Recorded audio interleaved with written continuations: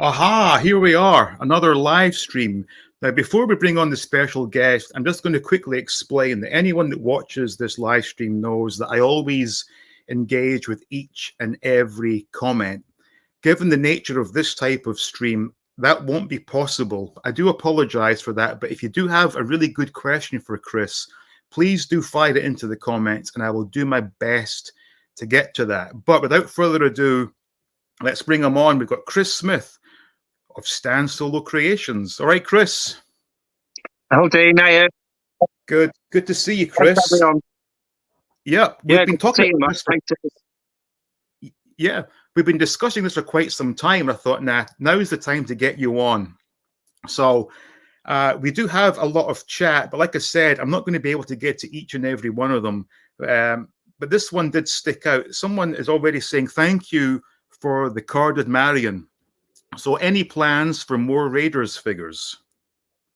Yeah, so we're going to do the indie first, and then see, figure out what goes from there, really.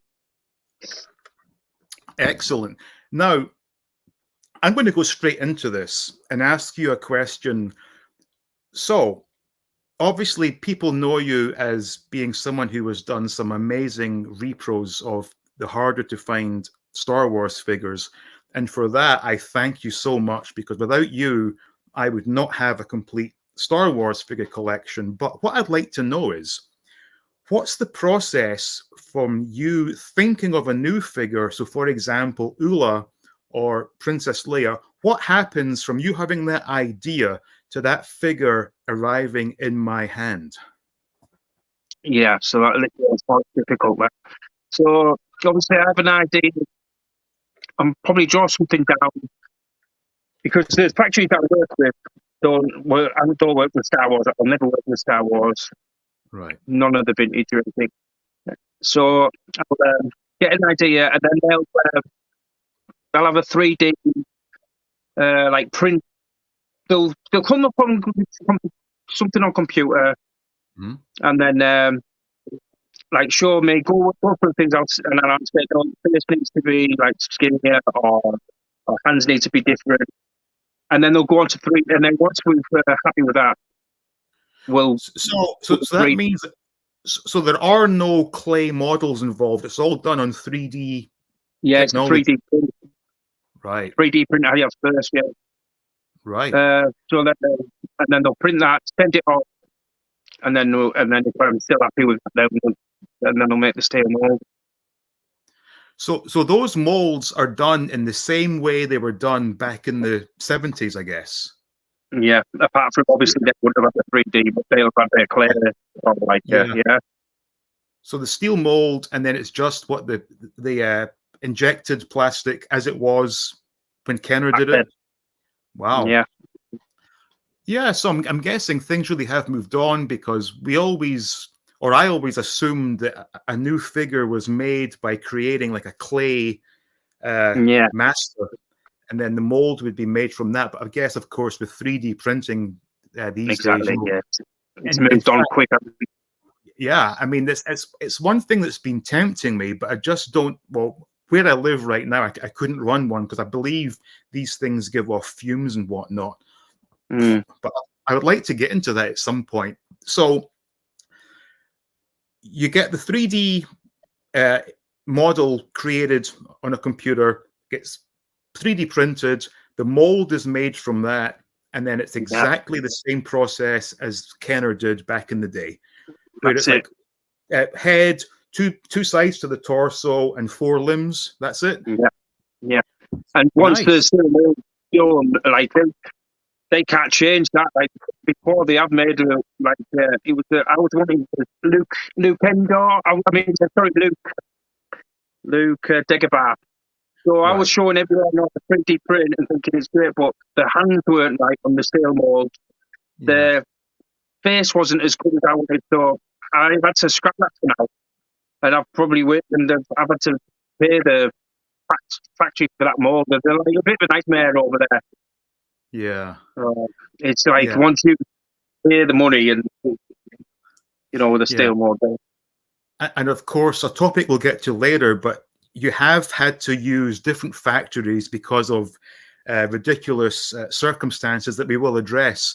Yeah. But now, is there a problem when dealing with the factories, given that they are, for the most part, probably, I'm thinking from the UK to China would be what, 8 hours difference in time? Yeah. Is that right?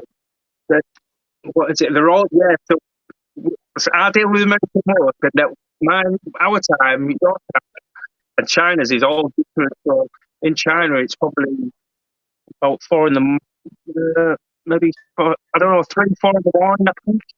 Right. So yeah, so that's going to be a difficult part of things Yeah. dealing with Asia. So I have to every night. Normally, I'm up till 3, 4 in the morning. So I'm having to Yeah, talk to them because when they pick it up, and then as soon as I get up, I've got to start talking again because it's starting to get to their afternoon. yeah. Now, are any of the people in the factory, do they even know what Star Wars is, or is it just The, a plastic product to them? no, so the first supplier that we've had issues with, which you know about, he'd Yeah, actually made figures in the past, right. hadn't he? So, but the Right. new Oh, ones, I have to go right. through over everything, which is a nightmare. Yeah. I'm just going to address a couple of quick super chats here, which is extremely generous. Jody, thank you so much. That is incredibly kind of you. And we have one here from Yeshua. Thank you so much. And it's let's get this party started. Well, I already did, but thank you so much. That's incredibly kind of you. Now, with regards to your carded figures, do you have to source the parts from like many different factories? I'm guessing one place might do printing and Yeah, cutting. Another one must do bubbles, I'm guessing. that's exactly it. Yeah. So we get the file. Normally it's Darren or who does the design, Right. sends it to me on file on an email. Then I forward it to the factory, and then they have to send it to this card back factory, and then they Right. do that. Then we have a blister, I used to blister factory, and Hmm. the people that have the figures. So then they have to. It's all between like 3 Yeah. factories. Yeah. I mean, I'm guessing as well, and I am aware that you have to tell your customers that when you are ordering a carded figure, it will take longer simply because you cannot have 1,000 carded figures come from China for two reasons. One, you don't have the warehouse space, and two, that's going to raise some red flags with Yeah, customs. that's exactly that's it exactly 100%. I know And same thing. firsthand. Yeah, Yeah. Yeah. I mean, because my firsthand experience was a few years back, I was doing like a guitar selling venture on eBay, and I was getting stuff coming from China.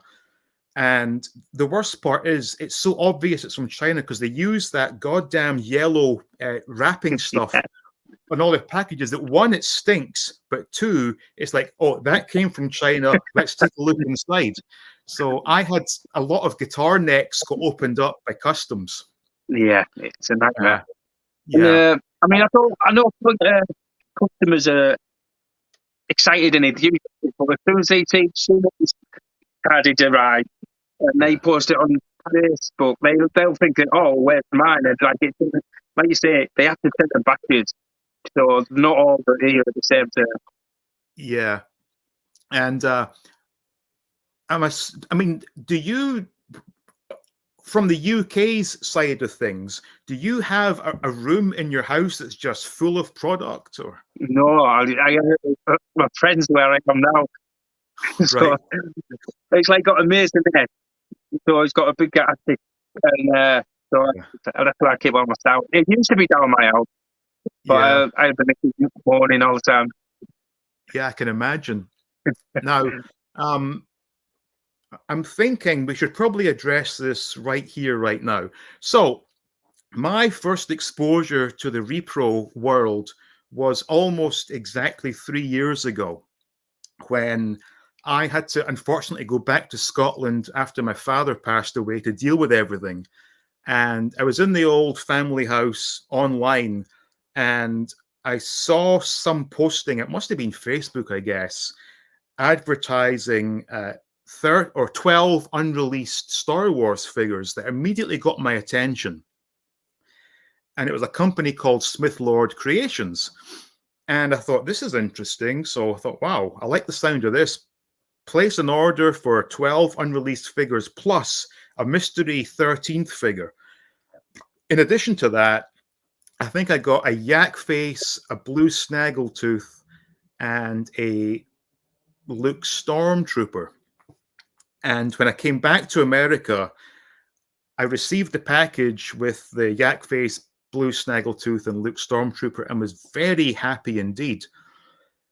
Shortly after that, I learned about the fact there were two different companies now in this world. And the unfortunate part is that you, being Chris Smith, sold the company to a guy who's also called Chris, which I think has caused a whole world of confusion with people, especially the fact that your last name is Smith and that other company is Smith Lord. And at the outset, that confusion was quite understandable because I was certainly confused by it.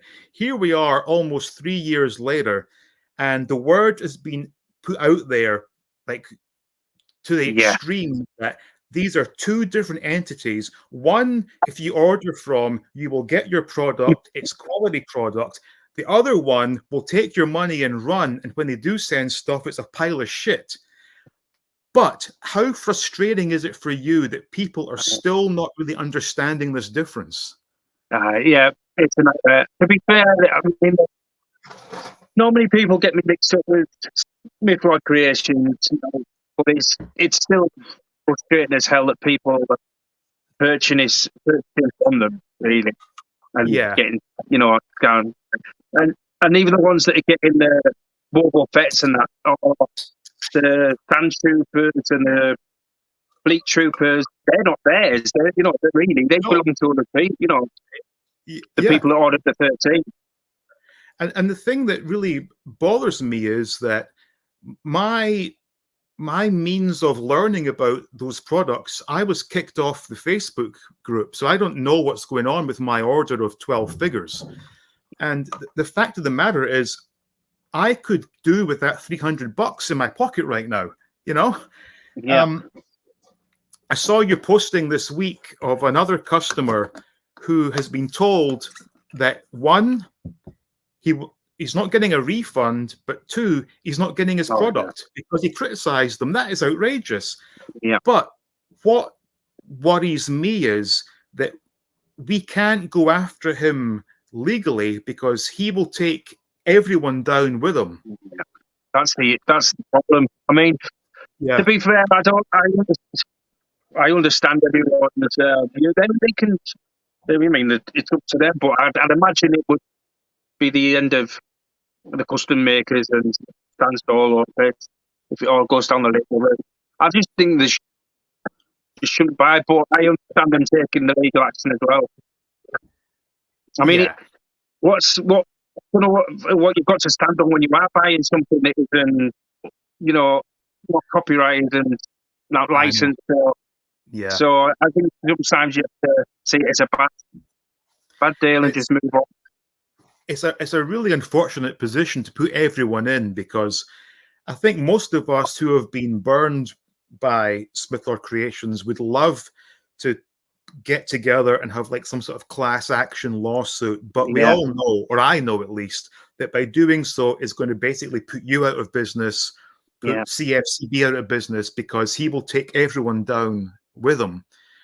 However, in saying that, he must have taken in what at least $500,000 for easily. I mean, I said it a year ago. He's taken that, so God knows what he's taken now. You know.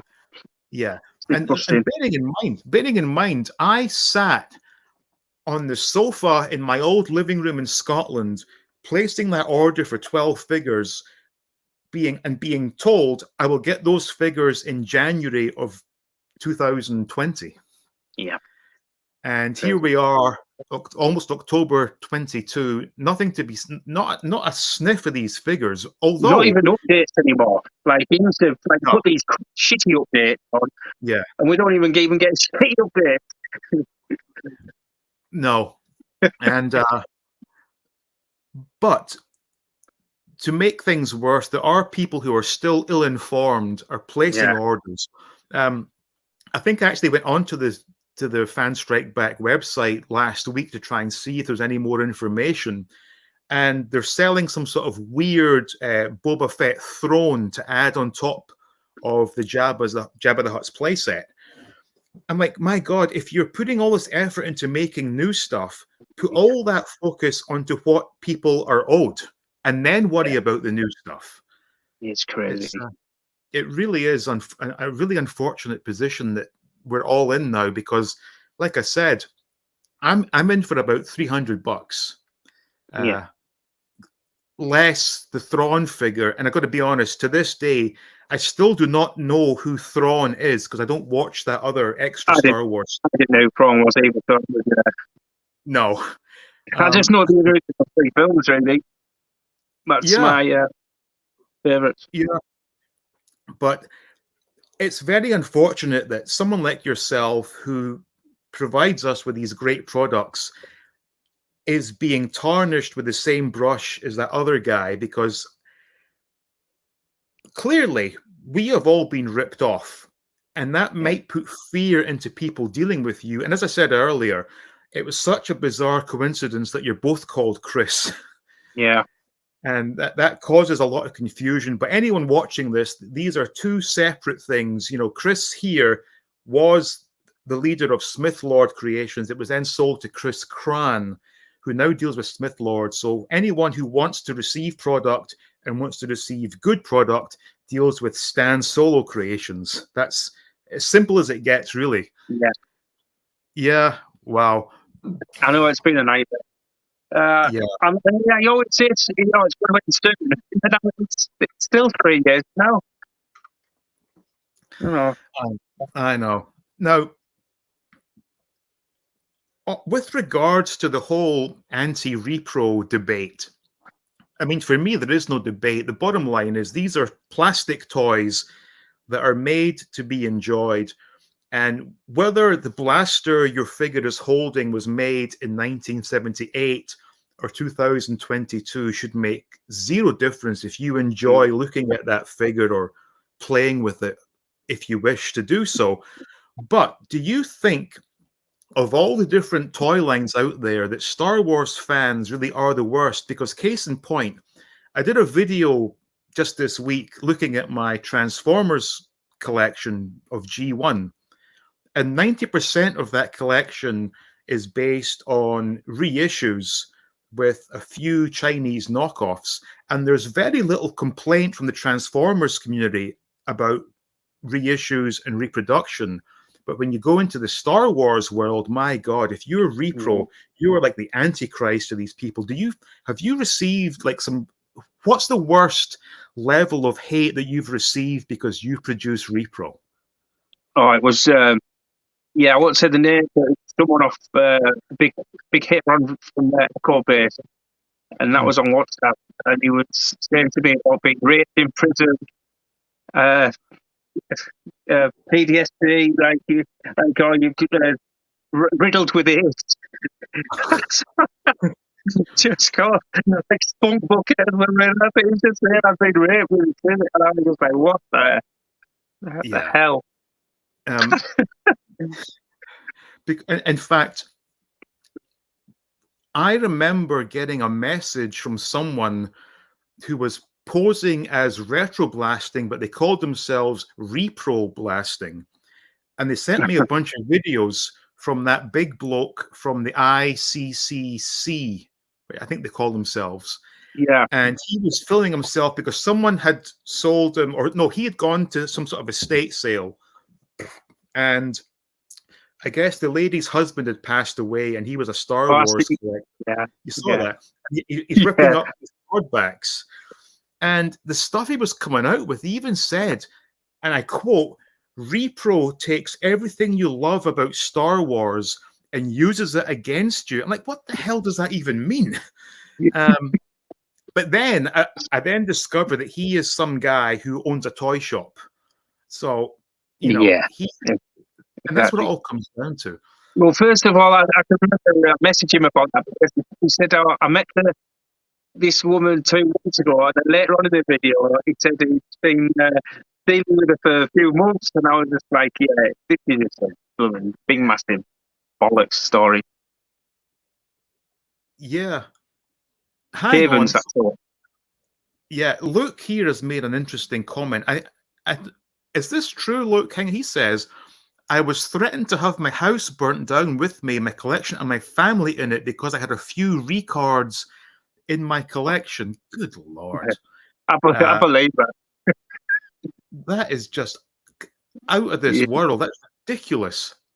yeah, I remember at the time where I caused a lot of controversy because for the crime of recreating a scene back in like 1983 or 84 where I got the AT8 commander figure. I just remember that experience so vividly. I was with my mom and my grandma. It was a Friday after school upstairs in our local co-op. And to get the chance to do it all again, I thought was a wonderful thing. And I did the unboxing of this vintage Star Wars figure and the shit that created.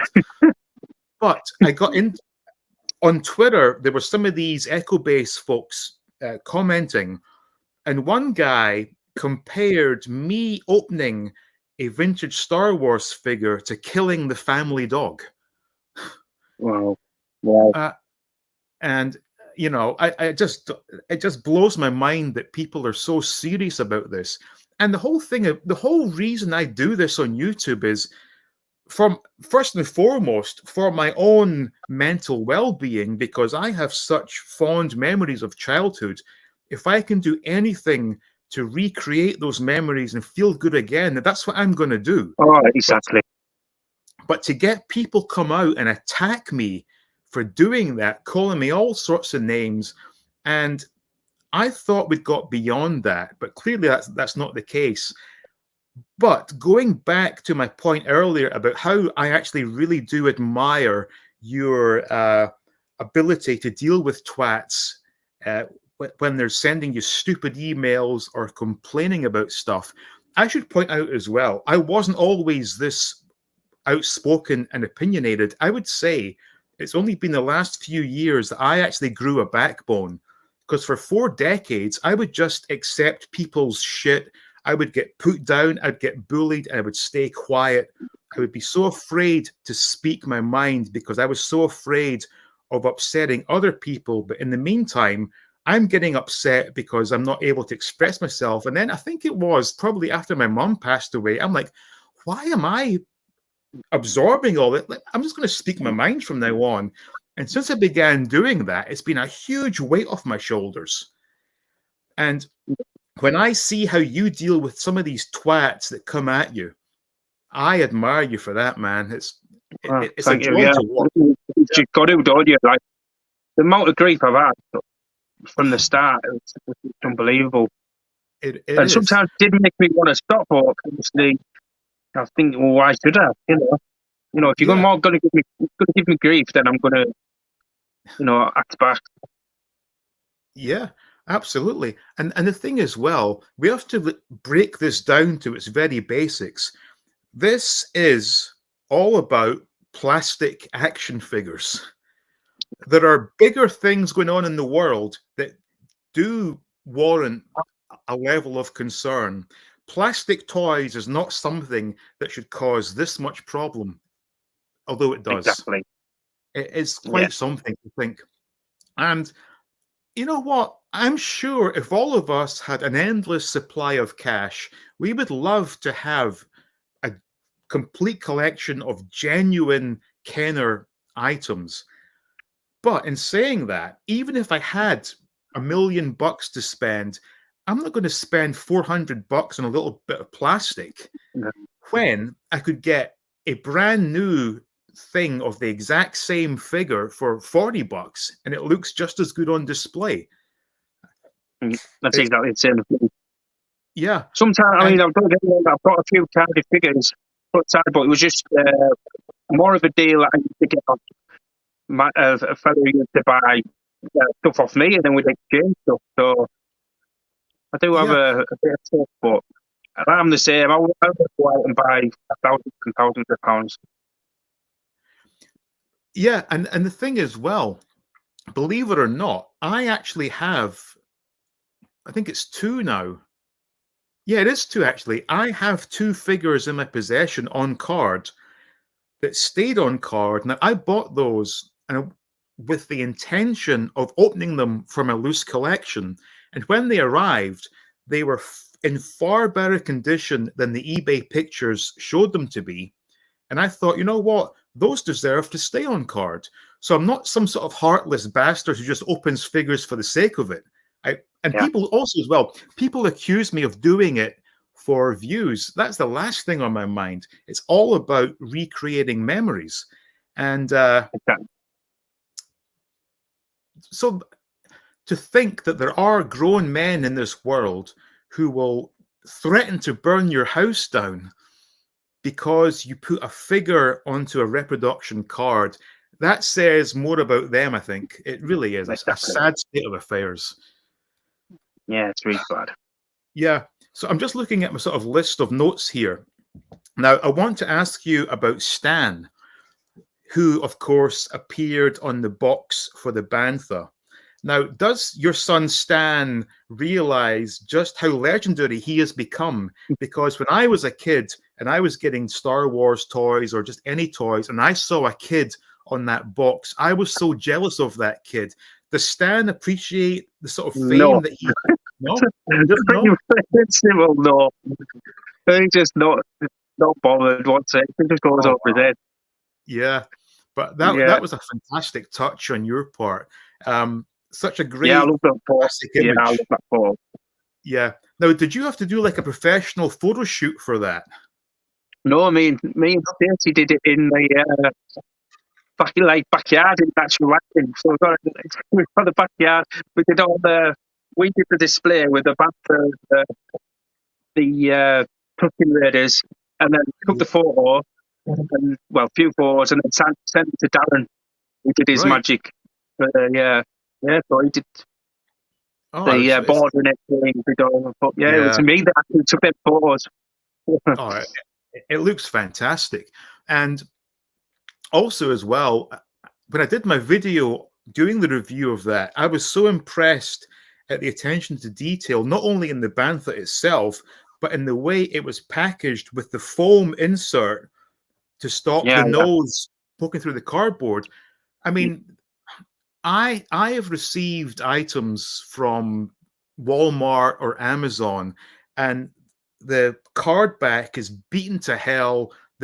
The product itself is not what it should be, because when you buy a brand new figure or a brand new boxed toy, you expect it to come in mint condition. yeah. The fact was, the Bantha came in its Stan Smith embossed box inside, which was inside a shipping box.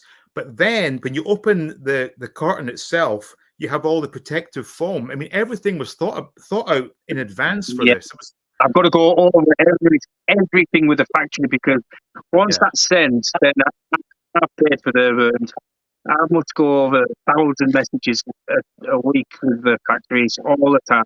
It's Yeah, constant, because if once something's damaged, I can't sell that, or I've got to sell them as, right. damaged. Yeah. And the funny thing was, am I right in saying that your Bantha was announced way, way after the other Bantha, and yet appeared on people's Oh, doorsteps yeah. first? Well, he made, I think, 2 years. Yeah, He had his.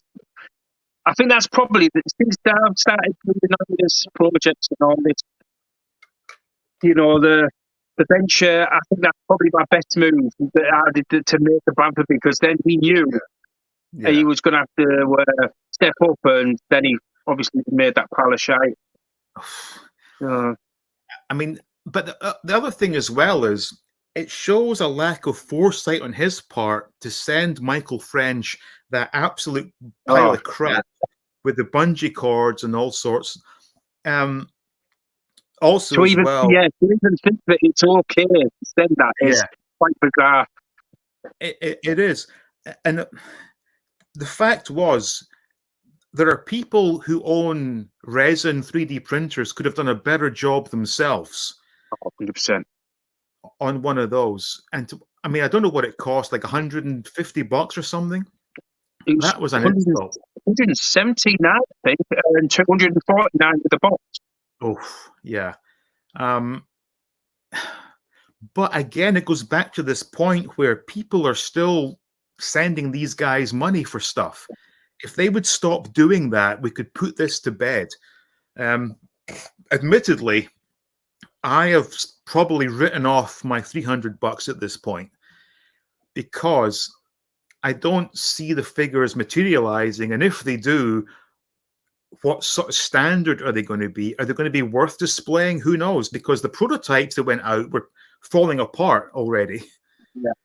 And it really is very unfortunate because there are so many great custom makers in this business, yourself being the top of the pile, but he is dragging everyone down with him because a lot Yep. of people are probably, I bet you there are people who want to buy stuff from you but are put off by the horror stories of this guy. Definitely. 100%. Yeah. So, all I can do is do my part and say that everything I've had from you has been first class. Same with CFCB Unlimited. I've had wonderful stuff from those guys. No Yeah. problems whatsoever. Thankfully, I wasn't stupid enough to order one of his Banthas, because if I had been, I would have been pissed off receiving that pile of shit. Yeah, exactly. And And, then he had and his sidekick, David Baldwin, yeah, who moderated something, who did a review of it, the Bantha, picking it up and everything. And I said to this thing on Messenger, and I still got the screenshot, is this Bantha plastic? He said, yeah, it's definitely, it's worth it. Yep, it's definitely molded injection plastic. yeah, What else did he say? So I was going over these things. So the other day, 3 days ago, because he blocked me on Messenger, yeah, he messaged him on the Instagram, and I said, look, I sent him the screenshot. I said, you said it was definitely rent. And then he said, oh, basically, it's got nothing to do with me now. Look. I said, you were helping him get sales. You were helping him get sales. You've been telling people on Mythod Creations group that the 13 are just around the corner for the last 2 years, for the last 2.5 years. I said, you are responsible for getting sales and helping them. So, and I also told me that he had the 13 in hand. So I showed him that screenshot, and he said, I don't care anymore. Well, if that's, so he's got people to help. He's got people to help him. They should be held responsible as well. I think my favorite story was where Smith Lord Creations went to a convention and they had a table there with, one or two items on it. And someone said to him, where's the first 12? Where's the Bantha? He said, oh, I didn't have enough space to bring that with me. I've seen that. I have no problem in my car. Yeah, I'm like, how can you be so self-absorbed that you don't realize that people will see right through that? And again, this goes back to me ordering back in almost exactly 3 years ago, whereby I was new to the whole custom thing, and I was really taken in by the hype of these unreleased 12 figures because they looked awesome. And I'm assuming those were probably 3D generated graphics or something, or I don't know. But God knows. I don't know what he's done with them. Because they didn't exist in real life. Yeah. And I got really He's got Rommel, another sidekick to help him. Yeah. And then and the worst part was, what really convinced me this was a good thing was I received the orders I placed for in stock, but that was your leftover stock that went with the sale. So like Yak Face, Blue Snag, Luke Stormtrooper. I thought, my God, And obviously, obviously the quality was good quality. Yeah, I'm like, wow, This is why the you obviously bought Smith Lord Creations just for the name. Yeah, and then people wondering why I'm so pleased and so, telling them not to buy from him. It's completely gripped, thousands of people off and ripped me off. Yeah, because I just remember coming back from Scotland and had a package waiting for me that contained the Blue Snag, the Yak Face, and the Luke Stormtrooper. And I opened it up. Oh my God, this is exactly as Kenner would have done this.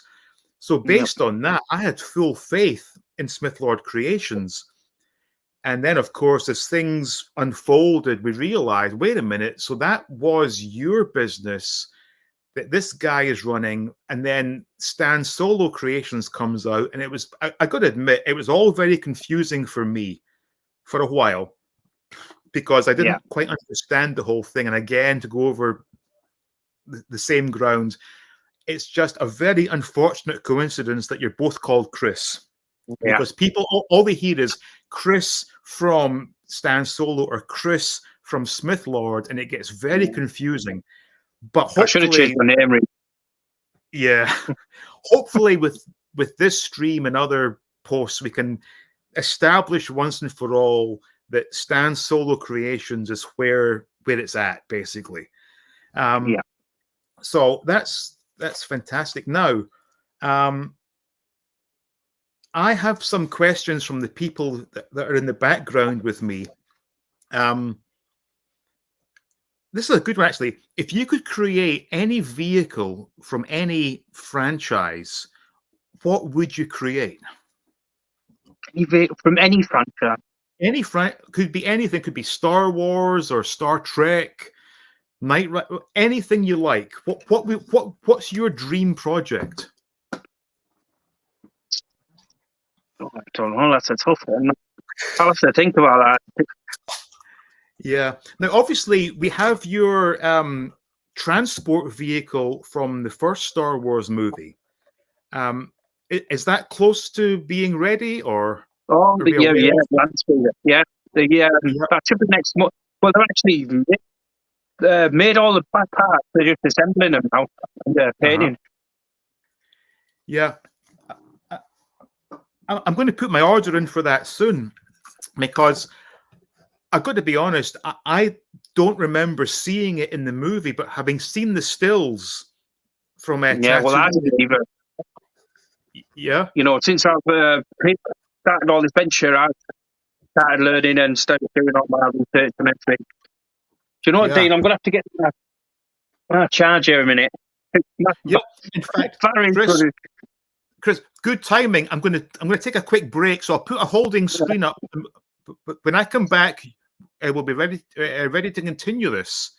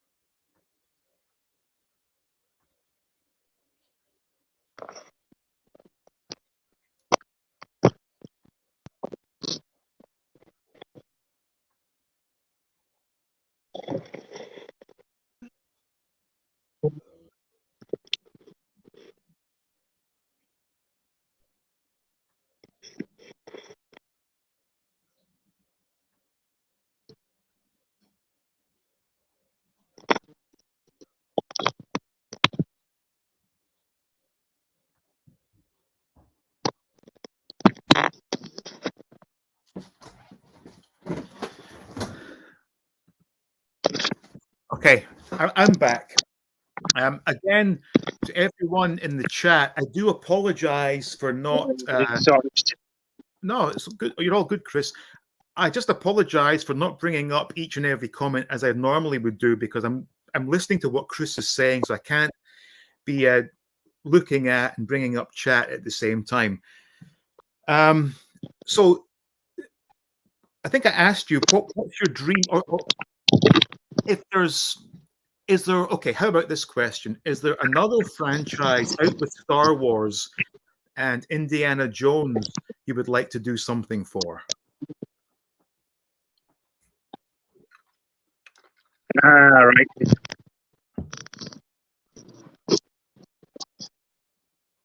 Are we good?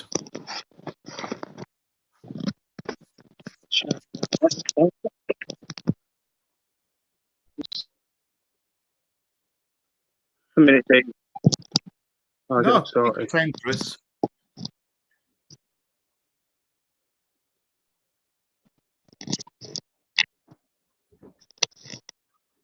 Tell you what, turn me off a minute, Dean. I'll come back.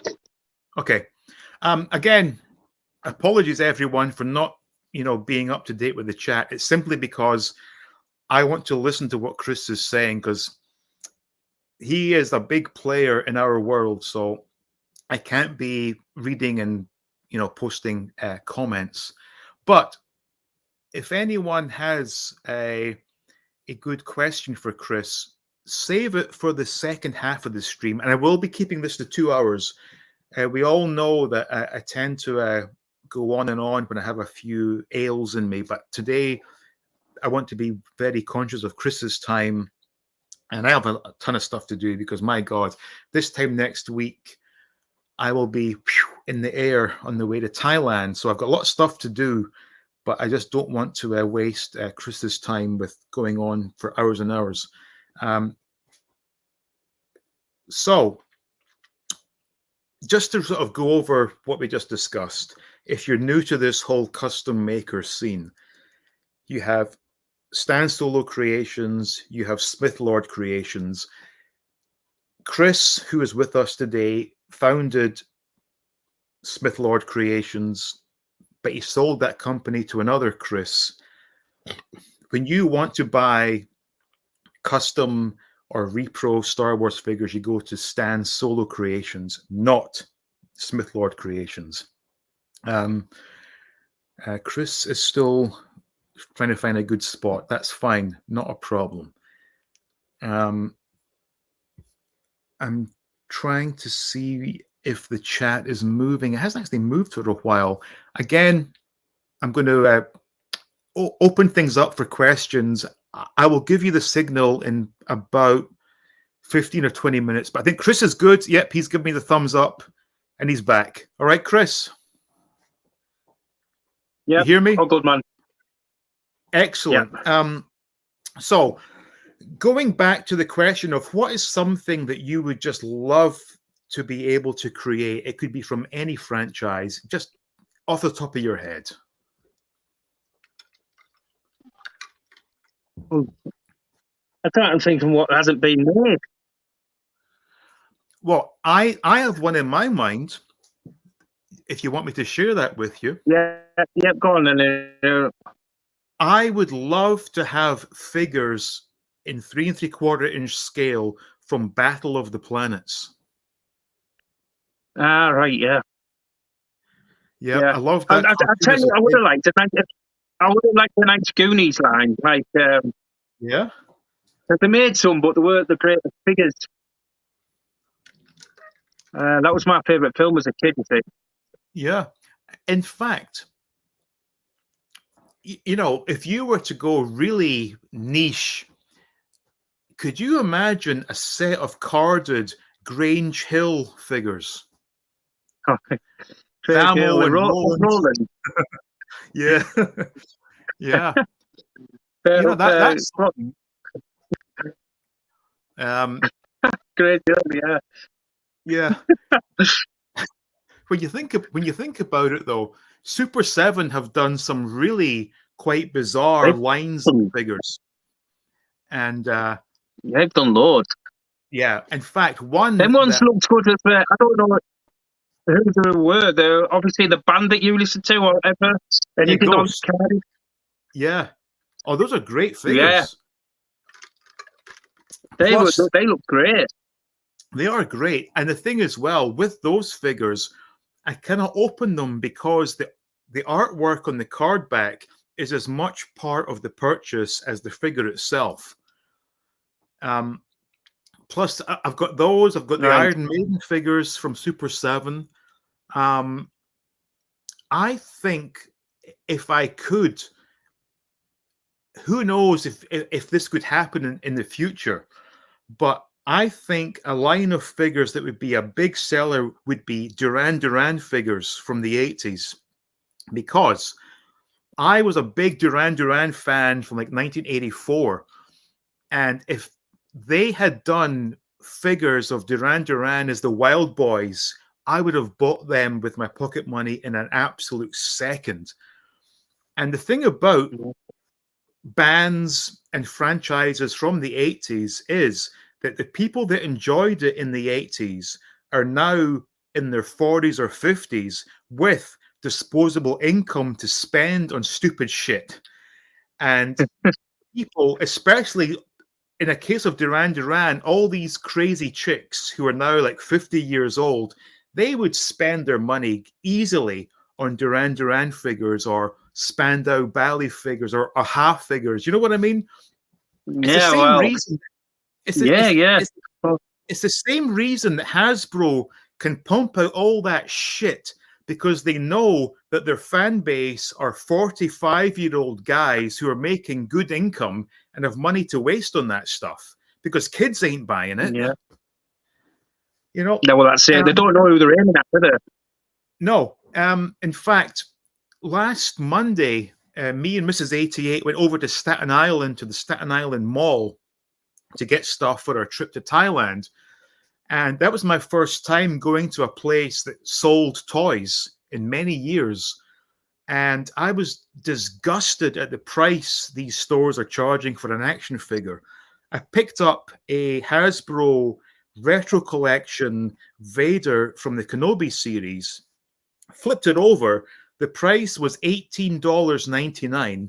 With sale tax, that becomes $21.60 for a 5 POA Yeah, figure. No kid is using his pocket money for that. Put it that way. exactly. You know, when Exactly. we were kids, I could go to my local co-op and go upstairs with £2 notes and buy a Star Wars figure, and then go downstairs and buy some Hubba Bubba bubble gum and maybe a can of Coke and still get change. You know, Yeah. like I, 10p mix up. yeah, I don't know, like, how much pocket money does Stan get per week? Well, that's it. He doesn't need, to be fair, he doesn't even get pocket money. He just like, Dad, I want, the kids nowadays, Dad, I want this, I Yeah, want that, I want, Dad, yeah, I want some big because books or whatever it is. yeah, I mean, even I go.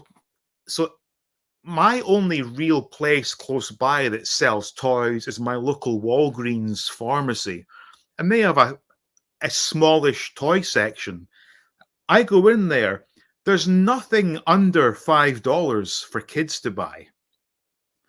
So I don't Yeah. know how much pocket money kids get these days. All I know is Yeah. back in our day, a pound note or £2 notes could get you a ton of stuff, and we'd be happy with what we got for that. Which is why I believe that these modern toy companies realize that kids aren't buying it. It's idiots like us who have money to spare, and they can charge accordingly, because I don't follow modern toys because it's of no interest to me. For me, it's all about the nostalgia and recollecting the old stuff that we enjoyed. But $28 for an action figure, that's not on. That is not cool. And I guess Hasbro, what is it? Hasbro, Mattel, NECA, etc. They are trying to screw the older Yeah. people like us out of their disposable income for plastic toys, because it's no longer a Yeah. kid's game. But I think I as well, the you know, problem. yeah. I always think, like, if they do know the age they're aiming at, why do they make these card backs that's so flimsy with the big stickers on? You know, like Yeah, when people have these the acrylic cases and stuff like that. Why do they Yeah. make the cards so flimsy and crap? Because it's only pennies different. We're talking pennies there when you mass produce it in China. Yeah. It could just improve on the card stuff there. I know. And the thing as well, I just got a pile of loot from Big Bad Toy Store yesterday. I did a video. It's coming out tomorrow. And it contained one of the new retro collection Kenobi figures.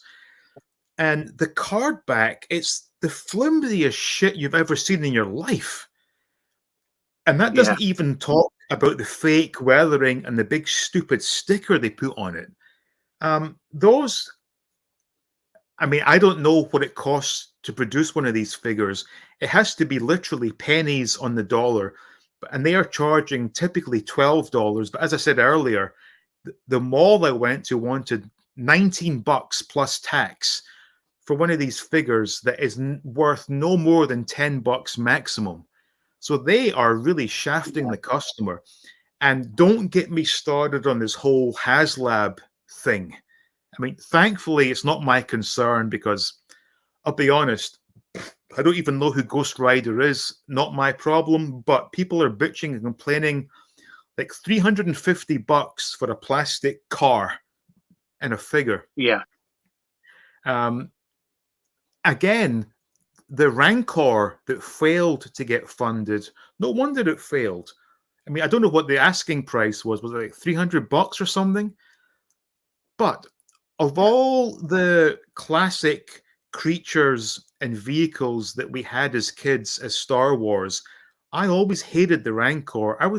To me, Star Wars was a space adventure that meant shiny spaceships, laser blasters, and all sorts of stuff, not some fucking dinosaur. And I don't even know what it is. I don't follow it. No. And why they would choose that to be a HasLab project, I have no idea. The whole world of modern toys has got to the point where kids are just excluded. Again, another point was, went to the Lego store at the same mall. They had a Millennium Falcon that was absolutely massive. It looked cool. I think the price tag was about $800 for this thing. And crazy. I'm thinking, absolutely crazy. I mean, that's obscene. I still remember as a kid, okay, admittedly, I could buy probably one Star Wars figure a week with pocket money. If I saved up for 2 weeks, I could get a space Lego set, for maybe £2 or £3. Kids ain't playing with that stuff. I mean, I guess it's all like iPhones and tablets these days for the kids. They've kind of lost the ability to play with physical toys. But going back full circle, that's why people like yourself, who are giving people like me the chance to relive childhood at a very reasonable price, is the best thing ever. Because I guess it was 2019, I decided I'm going to recollect Star Wars figures, because I had a decent sized collection as a kid that I kept in immaculate condition, but sold it all around about 2002, and still to this day regret that. But I thought, I'm going to get back into this and go full tilt. Yeah, go on. Yeah, you okay? I thought I'm going to get a full collection. But then looking at the prices of figures such as Last 17 was just unacceptable. And bearing in mind, these are figures that are not in good condition for like $200-300. When I discovered that Stan Solo could allow me to get a full collection, things like Yak Face, Blue Snaggletooth, Kamanaman, etc., for like $40, I'm like, phew, I'm all in on that. Plus, I have this strange obsession whereby I want my collection to look as good as possible on display.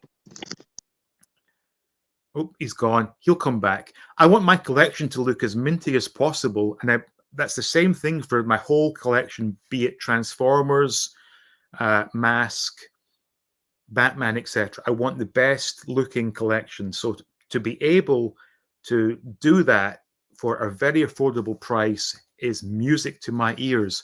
Now, Chris is gone for a moment, so let me try and see if we have any comments worth pulling up. Oh, Tez has one here. Kids don't have pocket money. They have Go Henry debit cards now. The world's, I don't even know what Go Henry is, but that sounds, kids with debit cards, that sounds dangerous.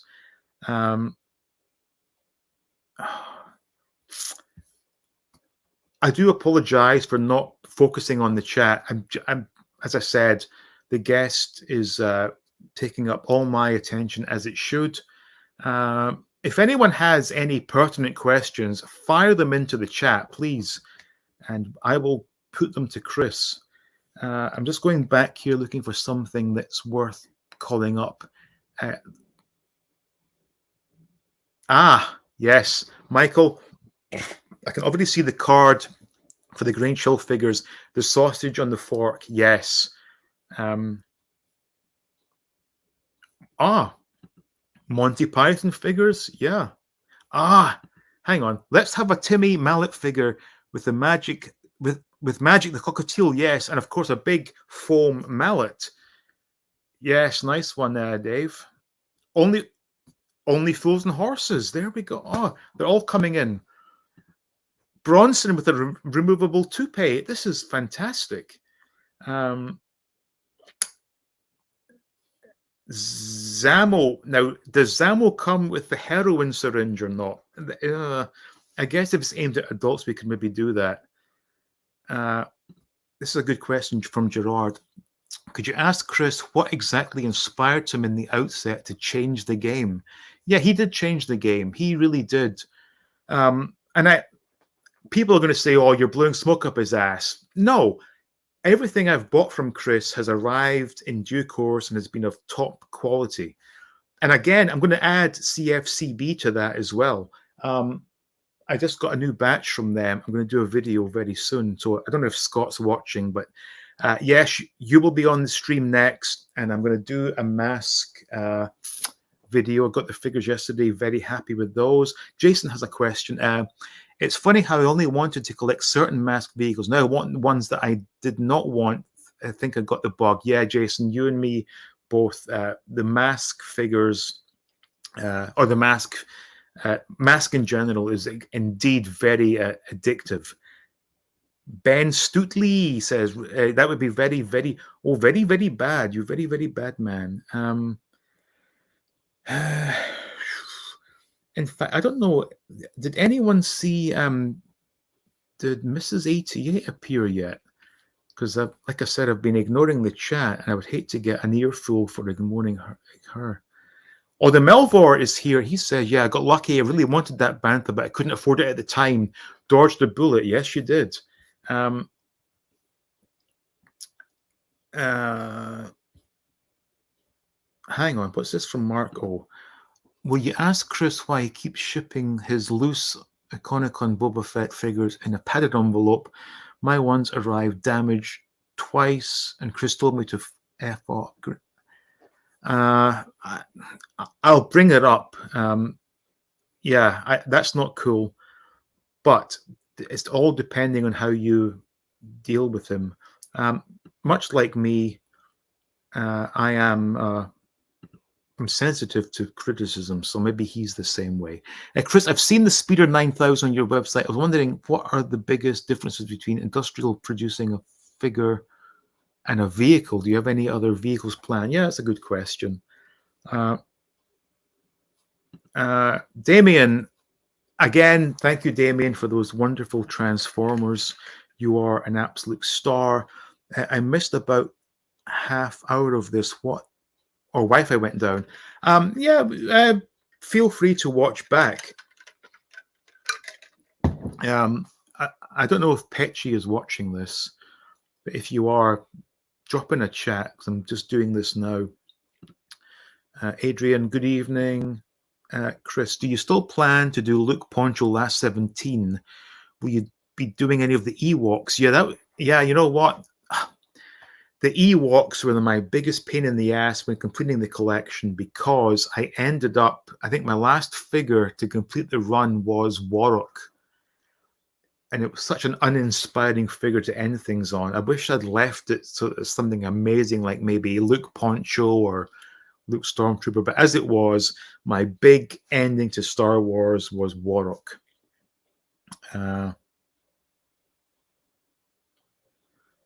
Yeah.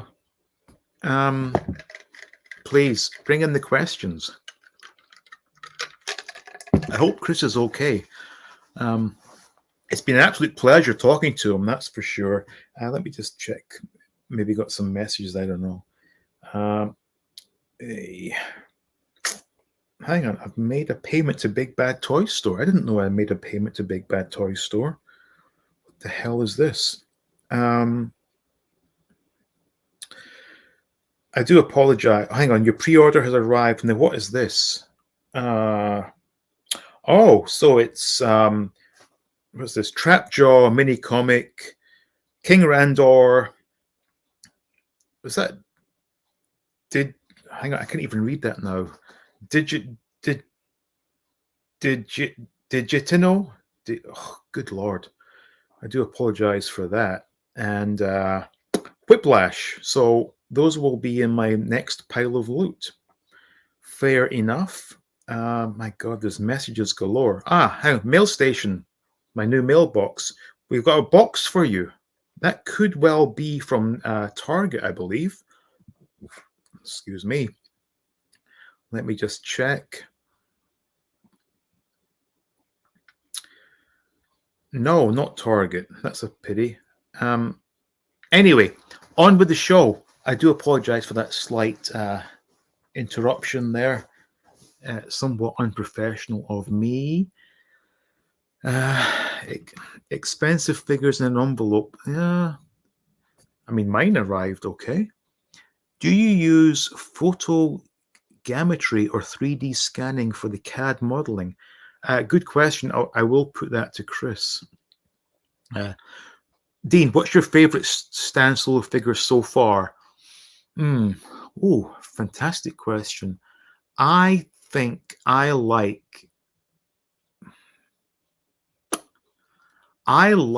my A-Wing pilot, actually. No, yeah, A-Wing pilot or Death Star Gunner. I'm going to go with Death Star Gunner because it's just so perfect, brand new, lovely. A man I don't like as a figure, period. But to get one that was brand new and perfect was also quite a nice bonus. Silly question, but did Chris have to bow out? It appeared he had some issues. No, he's trying to fix his connection. He will be back shortly. So you have to put up with me in the meantime. I wish we'd get a shot at a tall red snag again. That would be... Oh, he's back. Hang on, that would be back. I know the molds are gone. Yeah, because of the being reported. He's back. Chris? God knows what's going on there. It's drained my battery or something. I don't know what's happening. It's on charge as well. Yeah. Actually, you're coming through a lot clearer now, so it's a win-win. Nice. I was just going through the chat quickly. I even forgot where I got to. Yeah, I've got questions that came through the back end of things. This is a very interesting one. So people only know you from your very public persona. So what is something that people don't know about you? Do you have like a secret talent? Do you play the flute, or can you bake a fine cake? I don't know. I used to box. I used to play football, quite a decent level. Yeah. Football. So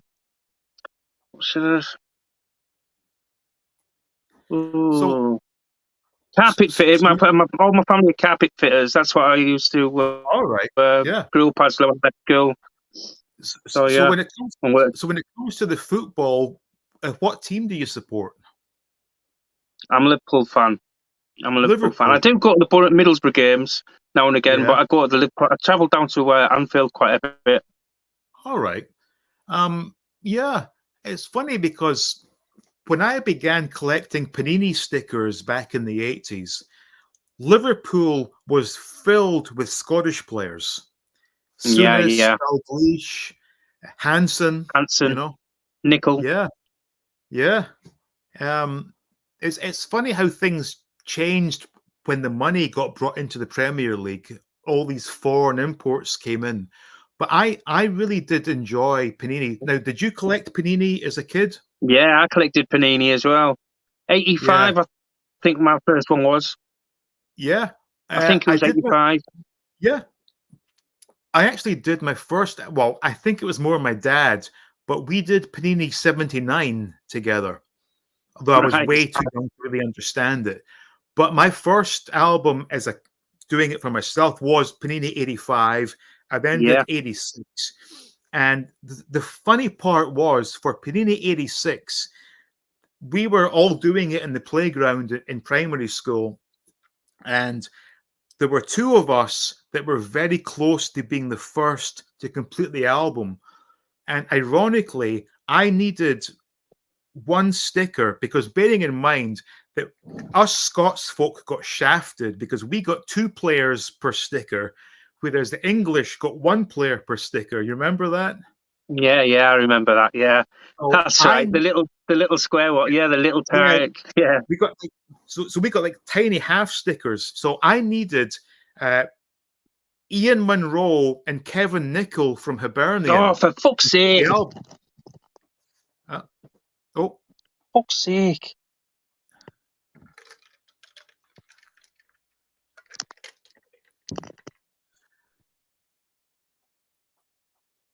oh, he's frozen. Okay, anyway, I needed one sticker, which was 2 players from my own team to complete the album. And it took me weeks and weeks to find them. And my friend in primary 6, he beat me to complete the album. And I was so pissed off. And I think I ended up kicking him in the ass, believe it or not. That was such as it was. Hang on. What's this Victoria Jones? I'm not going to bring it up. Oh, yeah, I see. Yeah, fuck Victoria, piss off.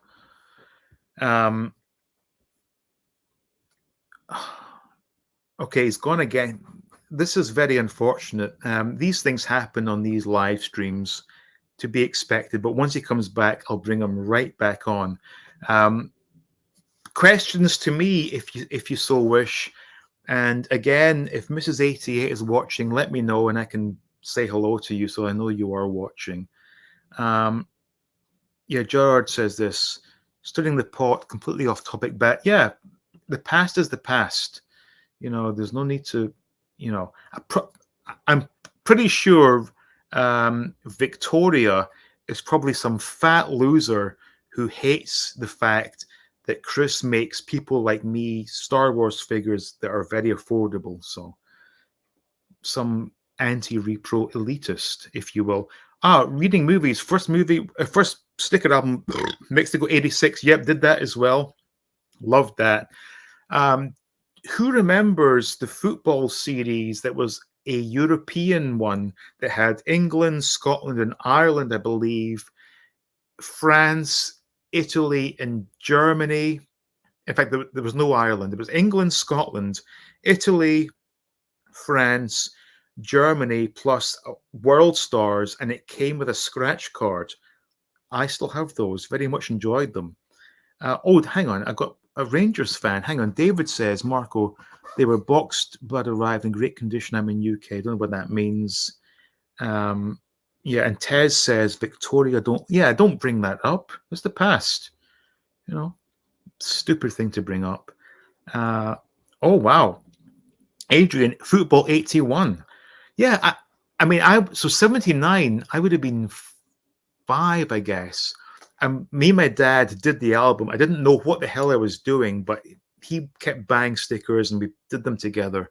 And back then, the Scottish teams had a full sticker for each player. But then when I did it in 85, the Scottish players were two players to one sticker. Terrible. Yeah, Gerard has a good point here. Making sure it's available to those parents who couldn't afford the official. Yeah, because when it comes to peer pressure in the playground, if your parents can't afford the latest Adidas sneakers or whatever, that kid gets picked on and bullied. You have fake, you have cheap high tech or whatever. There's nothing worse than seeing a kid get bullied because his parents can't afford the good stuff. So yes, I agree with that statement. What the hell is this? Did you play Sensible Soccer? Is that a video game? I don't know. Yes, Martin. Yes, yeah. I remember the figure, the Kinder Eggs. Absolutely, I did. Fantastic figure. Hope Chris comes back. I still have more to discuss. I hope, again, if you have a really pressing question, please put it in, and I will try my damnedest to put that to Chris. But what a great guy, eh? He is the one person that has saved this whole industry, as far as I'm concerned, because I have no interest in Black Series vintage collection. I care about the retro Kenner style of figure.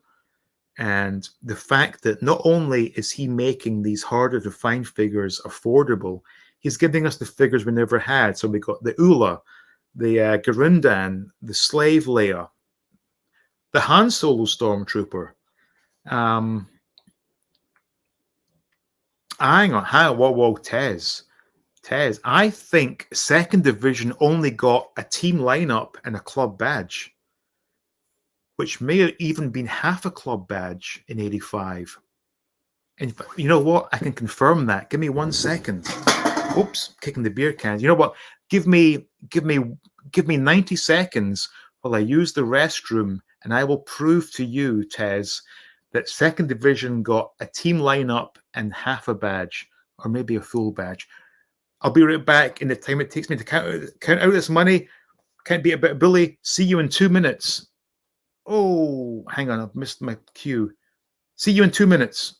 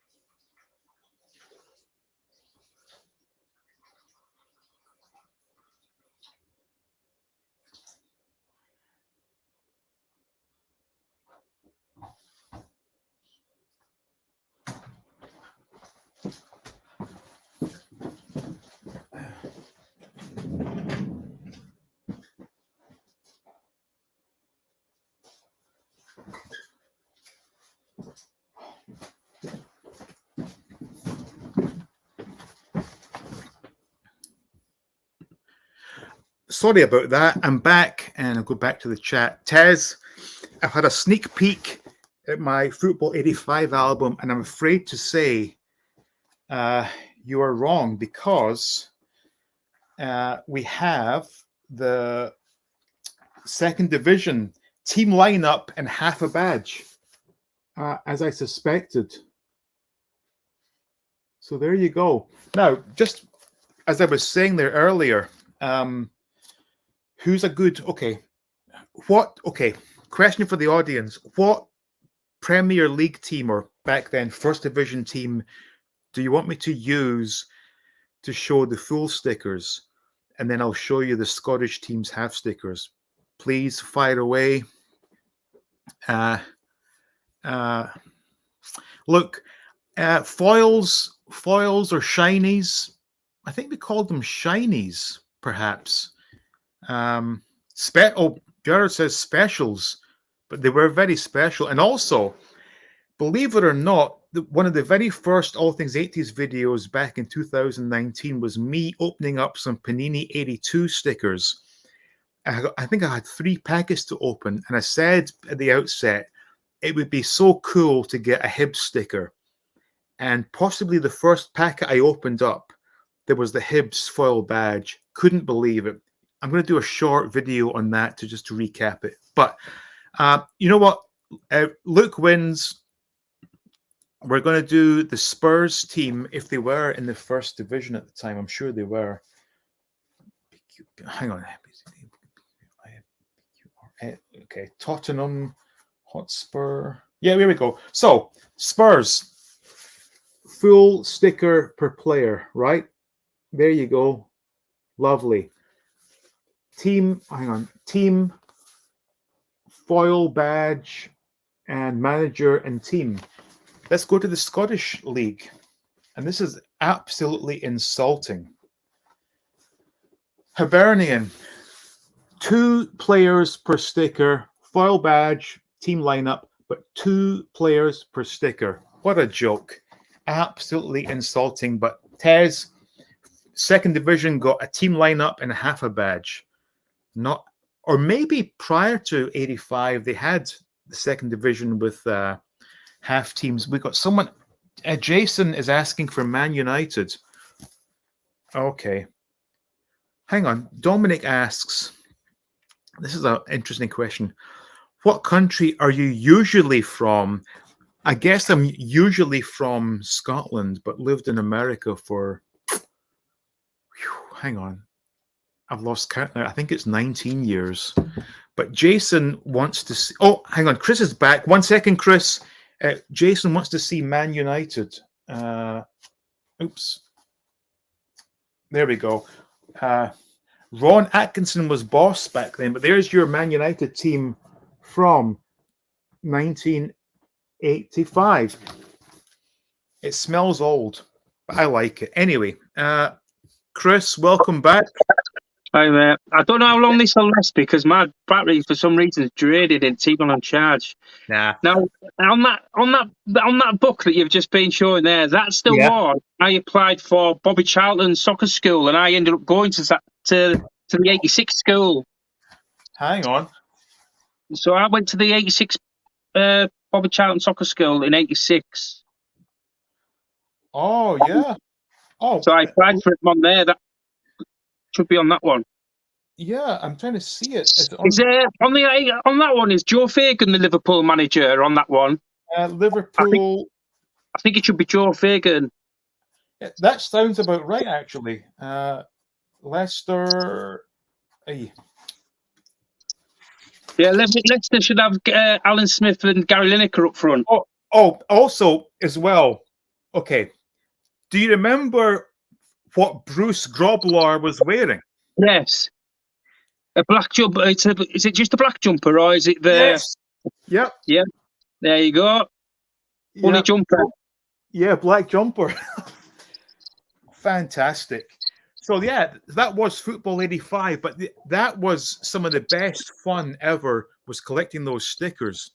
And we did Henry Smith to complete Hearts, the keeper. Oh God, yeah. The other one. Yeah, because that's the thing. I just explained that for some reason the Scottish Premier League got shafted, and we got 2 players for 1 sticker. But wasn't that like such excitement as a kid to open those packets and see the foil edge on one of those stickers? Oh, yeah, we got a shiny. Yeah. So you called it a shiny. What did you call it earlier? We called it foils or foilies. All right. Shiny. Yeah. But the funny part was, though, back in those days, you would always see these players stuck on lampposts and stuff. Yeah. Oh, yeah, that's right. Yeah, I mean, Did they used to, if someone had completed, did they used to scramble them as well or not? Did they ever do that scrambles? No, they used to do, or someone would have like a big, massive swap pile in the yard, and then they just throw them, throw them in well, the no, air. actually, I remember quite clearly in primary six, we were swapping stickers during class, and the teacher caught us, and she grabbed one kid's pile and said, "You want to swap? Whew, go ahead and swap." And everyone just grabbed this kid's stickers. Oh. Yes, Tess has a great question here. Now, I've been saying this for like 3 years now. I remember quite distinctly in around about maybe 84 or 85, 86, there was a milkshake for sale that was apple flavored milk that was in like a polystyrene carton with a ring pull, and on the side of the carton was Kenny Dalglish's face with the Scotland strip. Do you remember that at all? I don't know that one. Do not know that one. No one seems to remember it. I know the I know, Stanley advert. yeah, no, but I know, I remember getting this milkshake and it was horrible.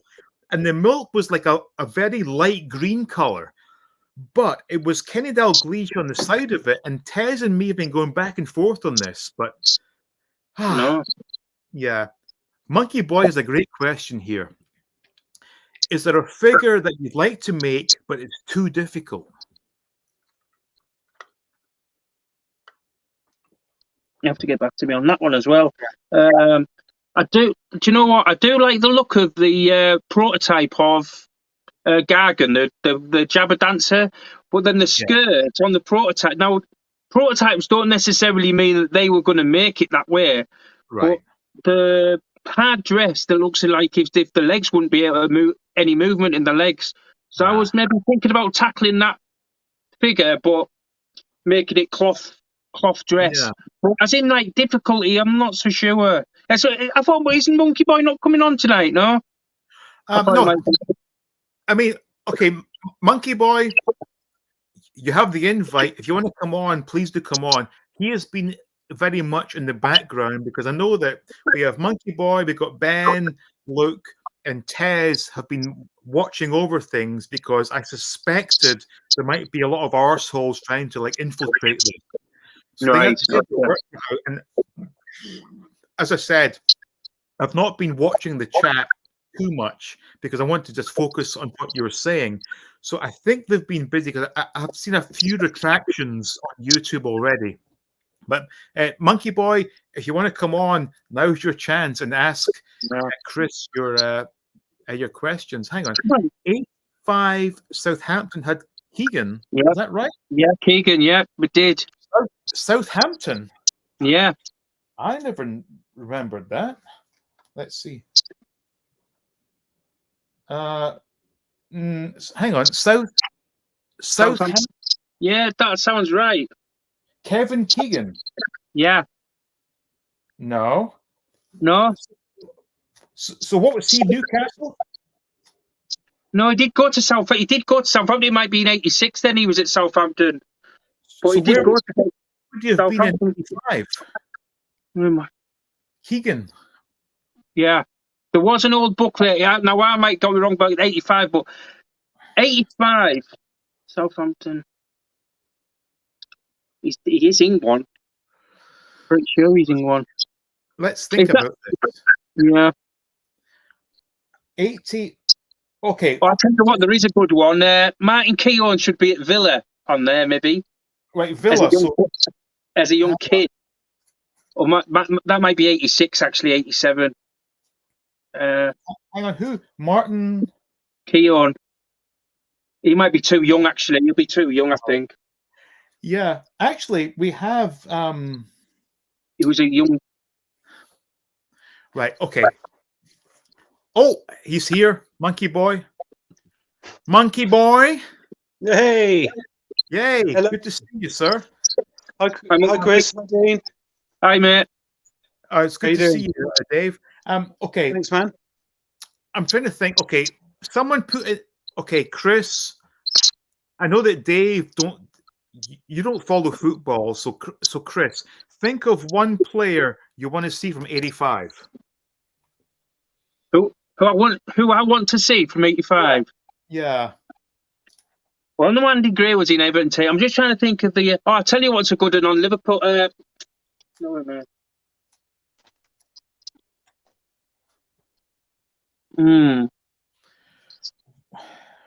Did you hear the sad news of Kamara? Was Kamara on there at all? Did you hear the sad news of Kamara? Have you been watching that? Yeah, Chris Kamara. He's really bad. He can't speak no more. Oh, really? Yeah, he's had to. So he's off Sky Sports, but he's got some disease. It was really sad. I was watching this documentary on him.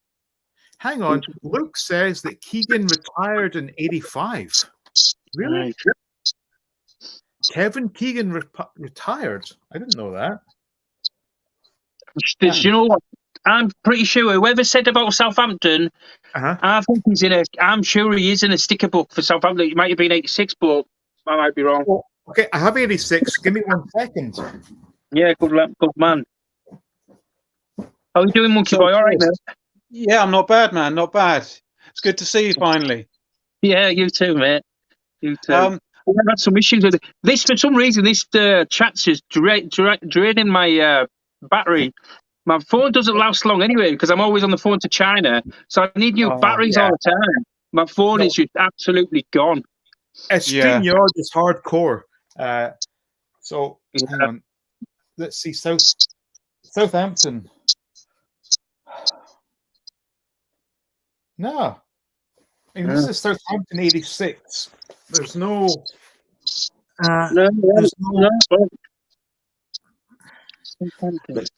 So was Keegan always associated with Newcastle or what? No, so he was Liverpool, wasn't he? He went to Hamburg because he got player of the European Player of the Year or something. Went to Hamburg, then went back to Liverpool. Newcastle, sorry, Newcastle. Yeah. But I did go to. Do you know what? I'm picturing a Southampton sticker as well, unless there was an '84 one. Quite possibly, yeah. But also, as well, when we were kids in primary school, there was one player from Luton who made us laugh. You got to say Steve Wall, the one with the headband on. The headband.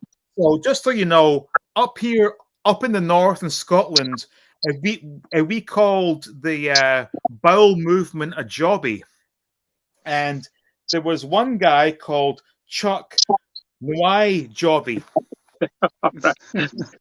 Yeah.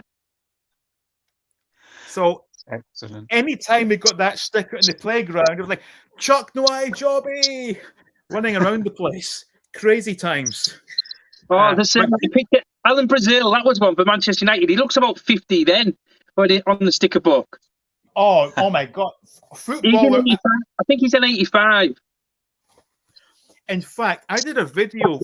One of the first ever All Things 80s videos was looking at football players. By the way, sorry, if I go off again, I'm just going to have to charge my battery again. But yeah carry on.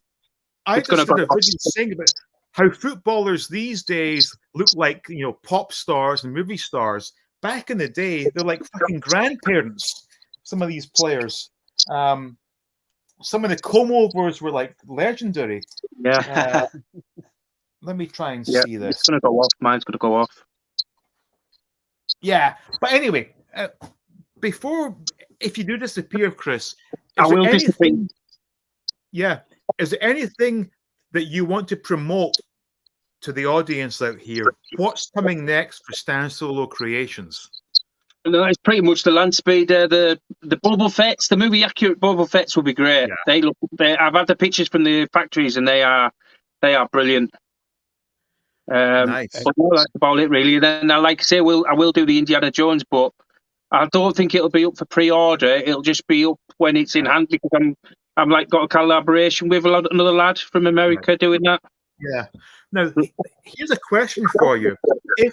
If someone in the public were to come up with an idea for a figure, we know that these molds cost about what, 5,000? Is it 5,000 pounds? It's actually Or dollars? $5,000. So about 4,000 odd now. So 4,000. 4,000. So let's just say $5,000 to make a mold. Yeah. Does that include the 3D design part? No, that's £600 for the design as well.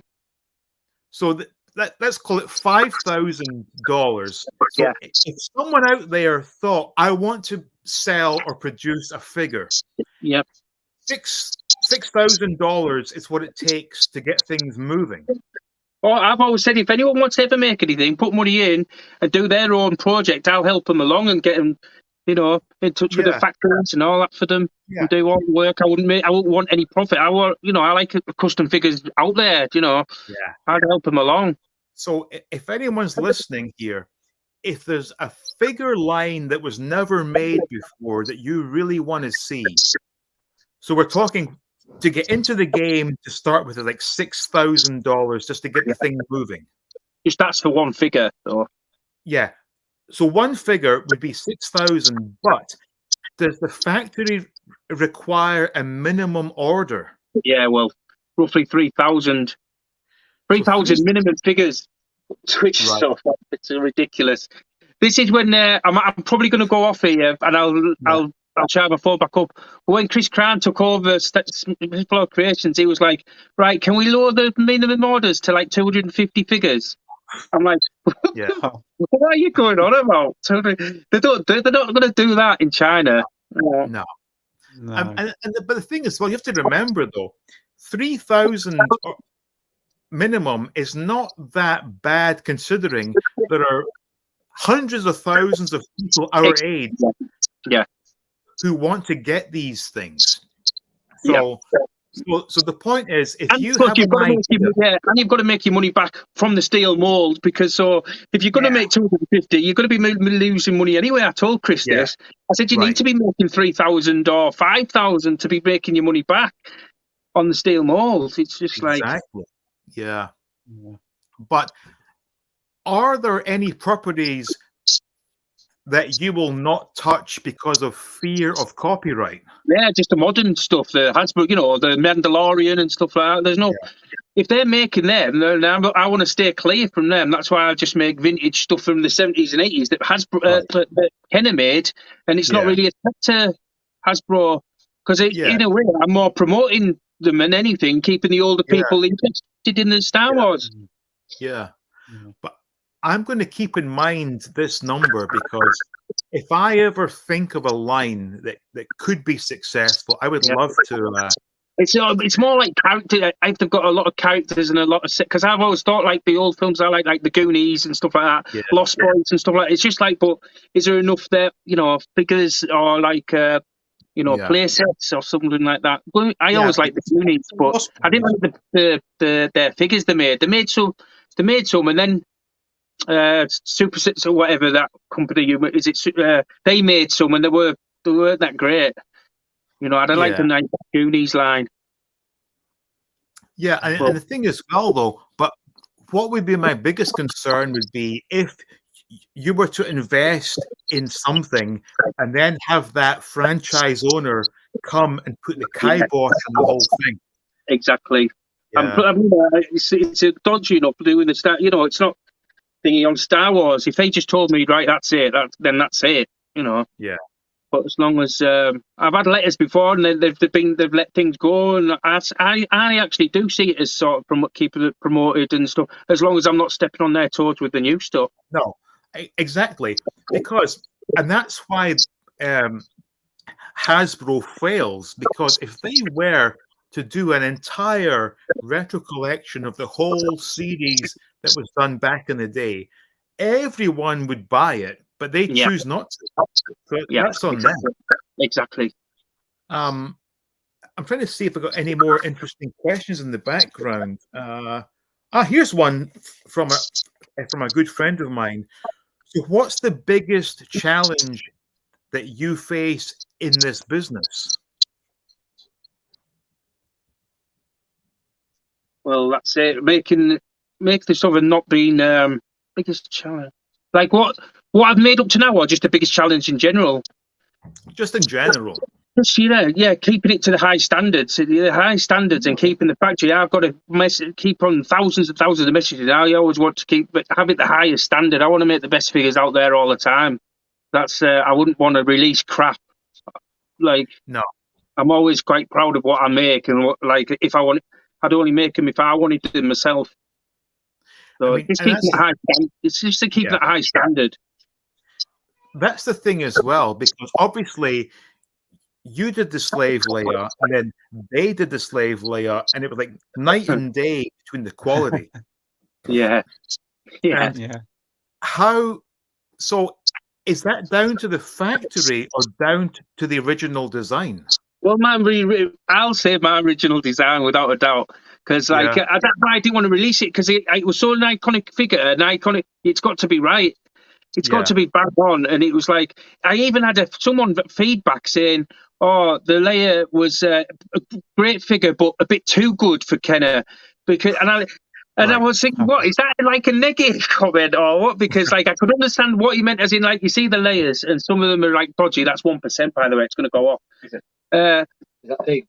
Yeah, Dean. And so you see some layers like the Bespin layer, and they haven't got the greatest faces at all. So mine is. But it's still like I understand what he meant, but he goes, it's a bit too good for Ken, and I thought, are you complaining about that?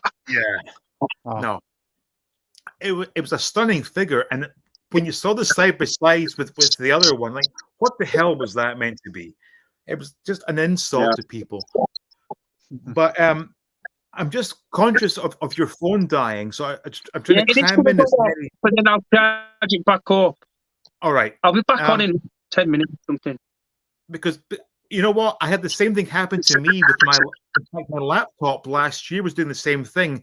It was plugged in, but StreamYard was still draining the battery despite it being plugged in. My batteries, like I said, they're so poor because I'm working with factory all the time, and I have to, like, I'm constantly on my phone. It's not good. It's not good. My battery just goes down straight away. Yeah. Oh, Tree Theodore has come in with a super. Thank you so much, Tree. To high standards, long live the three of you. Oh, thank you, Tree. You're an absolute gentleman. Thank you, Tree. Thank you. And so kind of, absolutely, absolute gentleman in this whole scene. So going forward, can we expect more franchises appearing under the Stansolo Creations banner?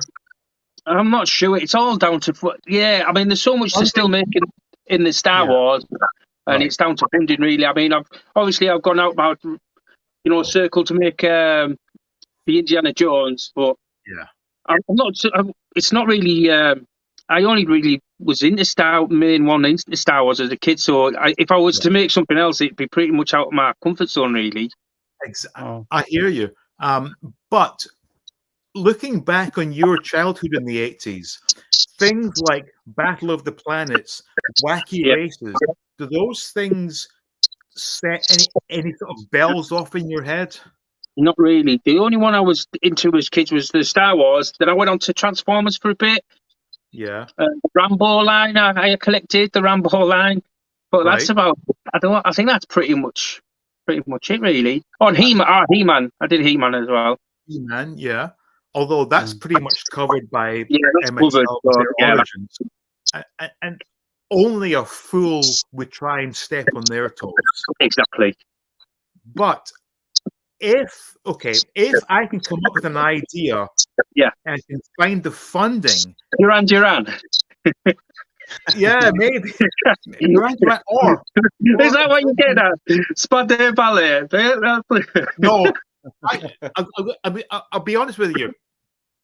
When I got my record player in 1984, I got Duran Duran's Arena album, which I loved. I also got, for some reason, Wham's Make It Big album. Like, why would anyone give me Wham? But my mom loves Spandau Ballet. But I think Duran Duran are iconic enough that people would buy those figures. However, if I were to invest money in a figure line, I'm thinking Battle of the Planets. Right, Battle of the Planets. That's a show that we all watched on the summer holidays on the BBC or the children's BBC thing, which was also, I believe, now I forget the whole sequence, but I believe that was somewhat of a rip-off of Star Wars, because they Right. had Yeah. the droid on the ship that was very much an R2D2 clone. Right. Although I could be wrong, but comments, please let me know about this. Aside from that, my aforementioned Grange Hill figures, what about Blue Peter figures? So we get Peter Groom with Goldie the dog, Percy Thrower with his trowel, and then you could make the vandalized garden playset. That was brilliant. Yeah. I've got a question. I've got a question for Chris. Yeah, go ahead. How do you decide on what is the next figure you're going to produce? Is there what's the thought process behind it? What sort of research do you do? Basically, general feedback, really, and people said. I mean, I normally have it in my head, in my own head, what I do, but there has been a lot of requests at the start of Stansall. All this, even Smith Lloyd Creations, there was a lot of requests all the time. So, and they were generally the same ones, like your Luke Dagobahs. That's the one I wanted to do, but they'd knacked up on the steel mould. A few from Jabba's and the aliens from the Cantina.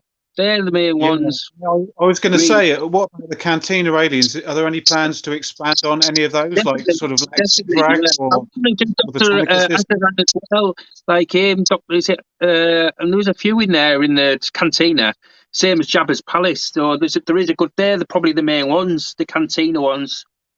Yeah, you know, I'd like to see a Lax Sivrak. Lax Sivrak is a big favourite of mine. Definitely. So maybe a Tonica Sisters twin pack.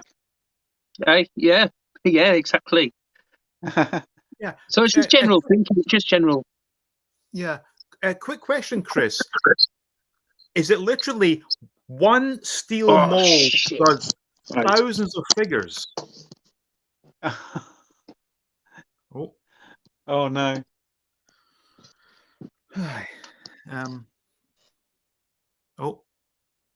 Is he frozen? Yeah, it seems that way. That's yeah. Oh my God. But I'm trying to imagine the factory. Is it one mold that gets maybe 50 figures per minute? Like boom, boom, boom. I don't know how this thing all works.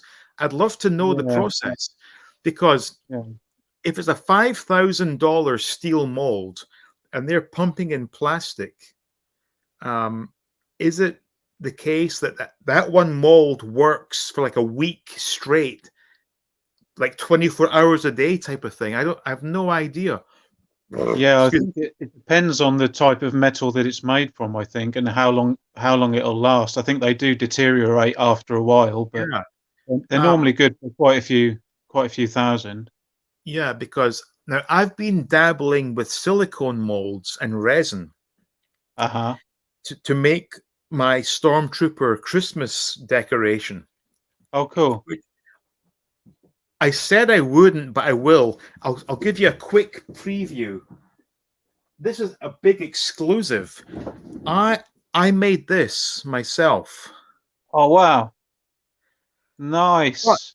But this one is not at all bad from all sides, right? It's not bad. Good. But my most recent one is I'm not happy because obviously green and red are Christmas colors, but on the back, I don't know if you can see it. This one has like a horrible texturing. Oh yeah, it's got how did that happen? Yeah, I don't know what happened. You know, I don't know what happened here, so I'm not happy. But again, that's silicone, it's not steel, so obviously steel will stay in structure, whereas silicone can melt, I guess, because bearing in mind, resin gets hot when you mix it. So it may have done something, but I have enough pieces to do green, red, and my intention is to bore a hole through the middle and put lights up them You know, that's my intention anyway. That'll be cool. But the so this was the master that I used, which happened to be that was the cap of some shower gel. So I cast the mold using that and then filled it with green and red resin. But fantastic. Obviously, a steel mold with injected plastic is the way to go, but I don't have those facilities. Yeah. And again, the comments have been on fire, and I do apologize to everyone. You know that I like to address each and every one of those, but given the nature of the chat tonight, couldn't happen. It's been quite busy tonight as well. Yeah, if anyone has any really good questions, now's the time to get them in. And Luke says, you produced a superb. Oh, look, just so happens that I think I might have it on hand. Yeah. Here we go. So I made the mold. That was the silicone mold I used. Oh, that's Volcano, isn't it? Yeah, this was my first. This was a bad attempt, but you get the idea where you pour, you make the mold and you pour the you pour the resin in, and I think I did an okay job for what I had to do. I wouldn't call it fun, but it was all right. It was something to do. It was a good result in the end. That's the sunroof for the Volcano, isn't it? Yeah. Great question. And there lies the problem. No, I don't have the pressure pot, which is why I get a lot of air bubbles in my castings. Maybe one day I'll get a system whereby I have the ability to do the pressure pot to suck out the air and all air bubbles, because I've had a few issues with air bubbles on my Stormtroopers. Martin asks, Chris, is a Darth Vader with removable helmet in the works? I don't know. I hope so. And Luke asks, okay, follow question. Will you do me one if I buy? Oh, absolutely, Luke. 100%. In fact, I'll do you 5. I'll do you clear, tinted black, tinted green, tinted red, and tinted blue. Not a problem. 100%. Will the Christmas light bulbs be safety issue once placed inside the resin piece? Quite possibly. I don't care. I'm going to get these like low voltage LEDs, so I don't see it being an issue. They have them on Amazon. You can buy them for like $2. Stick it to a 9-volt battery. Boom. I'm thinking I'm going to make a base, maybe like a piece of wood, paint it silver, stick on some tinsel, and have these 4 heads glowing. That's my idea anyway. Yeah. Also, do you know that I did try to cast, and this is the funniest thing, Chris is going to do glow-in-the-dark Force Ghosts, and I tried to do it myself, but I only got as far as doing a fridge magnet of Anakin, and it does. Oh, he's back. All right, Chris. Hey. What a nightmare. Yeah. Go on then, what are you talking about there? What are you talking about now? We did have a question. Yeah, go on. Go ahead, Monkey. We had a question about the Darth Vader with a removable helmet. Is that still possibly on the way? Yeah, that's. Do you know what? I've got a 3D print there. I do have a 3D print somewhere of it. But yeah, that is one that I've paid for the print as well. So it's not a bad design. I should have had it ready. But, yeah. So it had the you take the helmet off and it's like half the helmet off and it's got the vintage Anakin, like old Anakin, half his head. So it's actually a vintage Anakin head. So yeah, it looks well actually. So what was the removable helmet? Was that a 2-piece? Yeah, it's a two-piece, but I was wondering, I didn't know whether to have it like this. I hope this phone, I think this phone might go off again. Like over the full head, but I was going to do that like a Luke Stormtrooper, but I decided to do half head, so it's still got the jaw like helmet, just like it does in the film. Yeah. Oh, that sounds wicked. Yeah. That sounds really good. Oh, cool. I'll have a look on here and see if we've got some more questions for you. What I was wondering is your son Stan? Does he collect anything? Does he collect toys? Yeah, to be fair, when I was saying earlier about not collecting paying much for carded, to be fair, my oldest son, I do buy some carded for him, but Stan has all the loose figures. He's got them all loose, all the vintage. He doesn't. Oh, cool. No, he's not interested in the more modern stuff, like. Yeah. But yeah, what does he think about his dad's job? Yeah, no, did you know what I was saying today there? He doesn't really, it's just over his head, really. He doesn't really understand it that much. Or if he does understand it, he doesn't pay much attention to it. Oh, really? Like he loves I would have thought he'd be on your back all the time. No, well, to be fair, it's more me when I make a figure. I'm like, oh, Stan, look, let's look, you know. But he comes and helps me. To be fair, he comes up and helps me at work. So he does come up. But every time he comes up, there's always figures missing. He's always pocketed loads of figures. There was one question I wanted to ask you, which I thought might have been a bit different, which you may not have been asked before. Are there any figures that you've produced that you wish you hadn't?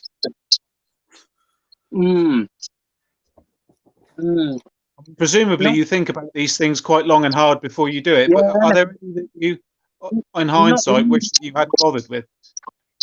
No, not really. The ones that didn't sell, it was just because it was a variation. But the gold Death Star droid, it didn't sell much. It was just people were asking me because there were different variations, and then but not really. I don't really wish I had made it. It just didn't sell as much. But the gold, I made a gold Death Star droid. The actual gold plating, the extra plate, was a nice color. It was a nice color gold, but it wasn't that. Well, I wouldn't say I regret it, but that's probably been my least favorite out the lot. The gold Death Star. Okay. Okay. And what inspired the Amorla Man? Obviously, Darth Maul inspired it. To be fair, that was just I'm sure that was my friend. I think that was Aaron Dimmick's idea. That on the group. I think it was Aaron. He just said about an Amorla. I think he mentioned it, and I think it was someone come up with it, and he came up with a name. I'm not sure, but yeah, that was. It wasn't actually me. My idea. It was just because to use the mold at the time, just to use most of the steel mold again, because the steel mold on that one was quite expensive because that was an awkward figure to make, the Amanaman, because of the shape of him. I think like more of the arms and stuff, and then obviously his weapon as well. My phone. Do you know what, guys? I've got to apologise. My phone's going to go off again. Chris, Dean, get your questions in. Get your questions in about the mold. No. Chris, you've been an absolute star. I also want to say a big thanks to John Kelly for being here. John has been an absolute star here in America for getting us beautiful figures. Him and Misty, his missus, have just been a massive help to me. Yeah, and absolutely, absolute star. So Chris, if your phone dies now, don't worry about it. But I want to say before it dies, thank you so much for coming on. This has been an absolute honor to have you here and to get some insight into the whole world of custom figure making. Yeah. It's opened my eyes. I mean, and certainly I think maybe people might want to maybe form some groups if they wish to get together and put forth their ideas and their financing to get figures that they wish were made. That's definitely do that. That's bearing in mind, we live in an age where technology gets us all together. So if there are enough people who want to have the same thing made, it can be done, and that would be wonderful if we could all get together in some way. Definitely. And I'm not just talking about Duran Duran figures.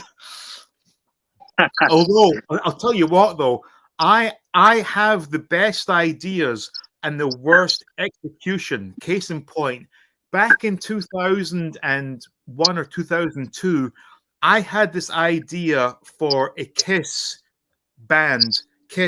mini golf course, and I got as far as contacting Gene Simmons' lawyer. So I got the lawyer's email, and I shipped myself and did nothing. And then guess what? Las Vegas Kiss mini golf. Now, my first wife had a friend who made perfume, and I thought, let's make Kiss Demon perfume. I shipped myself, didn't take it forward. Kiss produced Demon perfume. Wow. What about Black Panther perfume from Anchorman? Have you seen the film? No, never saw it. But fuck me, that's 2 times I had good ideas and didn't follow through, you know? Yeah. I don't know. I was the same. But in saying that, I have the outside chance of getting Duran Duran's backup singer on the channel at one time. Right. But I have to back off because I have an idea for a video whereby Duran Duran and Star Wars are very similar in that the peak of their career was 1983. They've tried many comebacks. They've tried to even harpen back to the old days. But for the most part, the modern stuff sucks. Yeah. But if I do that before asking her on, that could cause problems. So I've got to be careful with this, you know. But I will say this though, I am going to put my thinking cap on and maybe try to get some finances together to make some figures in tandem with Stan Soldier, because for sure. It also bearing in mind though, I will be very soon. In fact, this time next week, I'll be in the goddamn sky flying to Thailand. Yeah, have a good time, man. Thank you. But Thailand is the home of the reproduction or fake, as you may call it.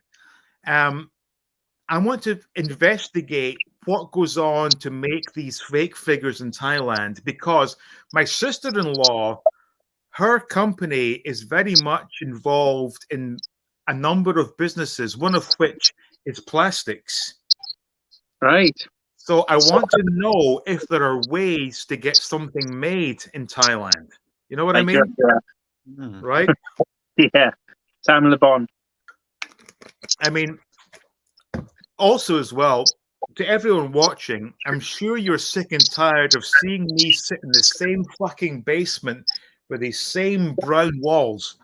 As of next week, I will be out and about filming some of the most amazing toy stores, toy malls, etc. So hopefully that will generate more interest. But if I can find some sort of network into factories in Thailand, which I'm sure I can do, we will definitely be in touch. Yeah, definitely. Yeah. All right.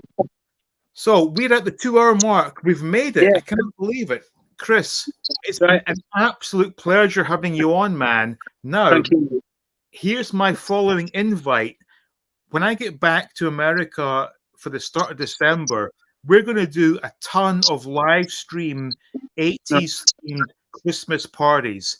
I'm definitely on book that. Please be part of this. I will do. I think my phone's going to go off, and I'll definitely be up for that. Yeah, absolutely, Chris. Fantastic. Thank you so much for coming on. Right, thank you, Multi Boy. Thank you. Yeah. So I'll definitely look for that Christmas, Yeah, Christmas parties, just talking about the old days. We can even bring up old, radio times or TV times. I'll have vodka at the ready. Yeah. All right, that's that. Okay, Chris. My phone's shite. No, it's not your phone. No, StreamYard is a very power-hungry app. Yeah. It even drains laptops. So Chris, if you're still listening, thank you so much. And that was great. That was a look behind the curtain. Yeah, I mean, really, it really was. And I am so thankful that Chris does this for us. Like I said earlier, without Chris, I would not have a complete Star Wars collection.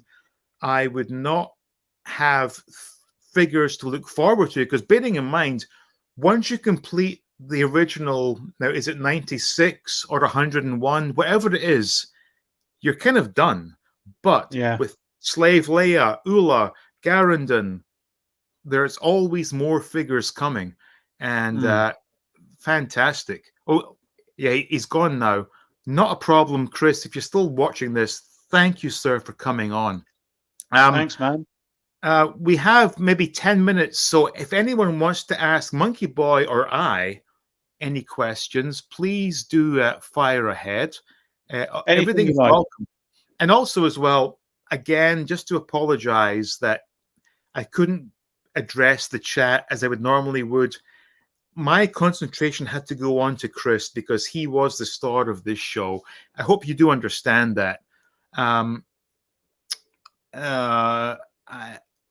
Again, the first ever comment on the stream today was from SVA. A great stream, so much more question for Chris. Yeah, you know what? We can do this again. It's not going to be a problem. We'll do a part two. Okay, the only problem is that I might have is that as of this time next week, I will be 11 hours in the future.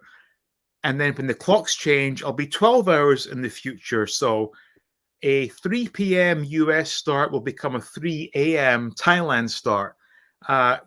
Problematic somewhat. We can deal with that. But I'm so happy that everyone came here. And I don't know if the mods were on overtime or not. I didn't see too much problem because I wasn't really focused. There wasn't too much. There was one couple, but not much. No, it was good, and there was a good turnout. There still is. Yeah, Jared's got a good question here. Oh, hang on. Not that one. Hang on, it's gone. Here we go, Jared. Any plans to show your complete mask collection in attack mode? I don't know if that's for me or for Monkey Boy. Yes, that is. Yeah, it's something that Gerard has mentioned before. Yes, I do plan to do that at some point. Absolutely. Yep. Now, prior to my mask collection going into a storage bin, I had them all set up in vehicle mode because I thought the vehicles did the vehicle they were representing justice, whereas some Transformers didn't look so good in vehicle mode. But for me, of course, I'm sure any mask collector would say they want one to be vehicle and one to be attack. Yeah, that's the dream. Yeah, I suppose so. I prefer mine. I mean, I don't have the space to display them. If I were to display them, I think I would display them all in the street mode, not the attack and defense mode, because they look a little bit neater. Some of them are a little bit messy when they're transformed. Now, you said defense mode, and I've always had this contention about this. Mask are in defense and Venom are in attack. Yeah. So does that mean that your allegiance lies with Mask rather than Venom? I don't know really, and it was only something that I thought about recently. In the cartoon, they often say let's get into defense mode. So I think that was part of the branding of it, was that the Venom were always attacking and Mask were always defending.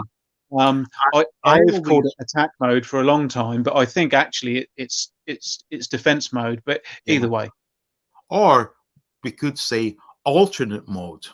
Yeah, just save all kind of a manner of problems. Hang on, what's this? Get aircon. Is that because I'm sweating, or is that? I don't know if that's the point on this. Who knows? So Damien, the day for a smoke. Don't know if you mentioned my comic but a Judge Dredd figure from Chris. Yeah, there. I'm not going to make any promises here because I simply can't. But if there was some way of crowdfunding a mold to make an interesting figure that we all loved, I'd be very much interested in doing that. Don't know how to do that just of yet, but that's something we should look into. Absolutely. Luke attempted collecting in twos. I soon realized space was impossible for mass to have two of everything. Yeah. I mean, that's a big point as well. John says vehicle mode. That's what I did. Chris's phone went again, but he'll be back with Chris. Yeah, Chris will be back. What a great lad. Fantastic to have him on today. Loved it. Cool as shit mode. Yeah, that's one of the things. I'm very interested in discussing collaborating on Duran Duran figures. What's the best way? You can contact me on the All Things 80s Facebook page or the All Things 80s Twitter, or there is an email you can access on the About tab within Facebook. But for Duran Duran, I would prefer to do that above board, which would mean contacting them. Now, like I said, I have access to the backing singer, which isn't really that much, admittedly, but it's some way in there. Who knows? I just think to myself, bearing in mind that Funko did Duran Duran Pops, which I have, and they chose the worst possible era to make those Funko Pops. They chose the first album, which most people don't remember. Everyone remembers the I forget the name of the suit maker. Someone Price did the suits, and it's not a Vincent Price. I know that much, but someone made the suits for the Rio video, which was iconic.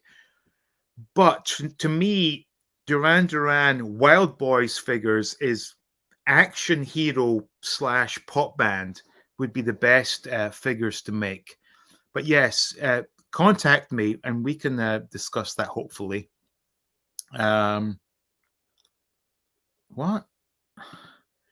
No man for Thailand aircon. Explain yourself, man. I know how hot Thailand is.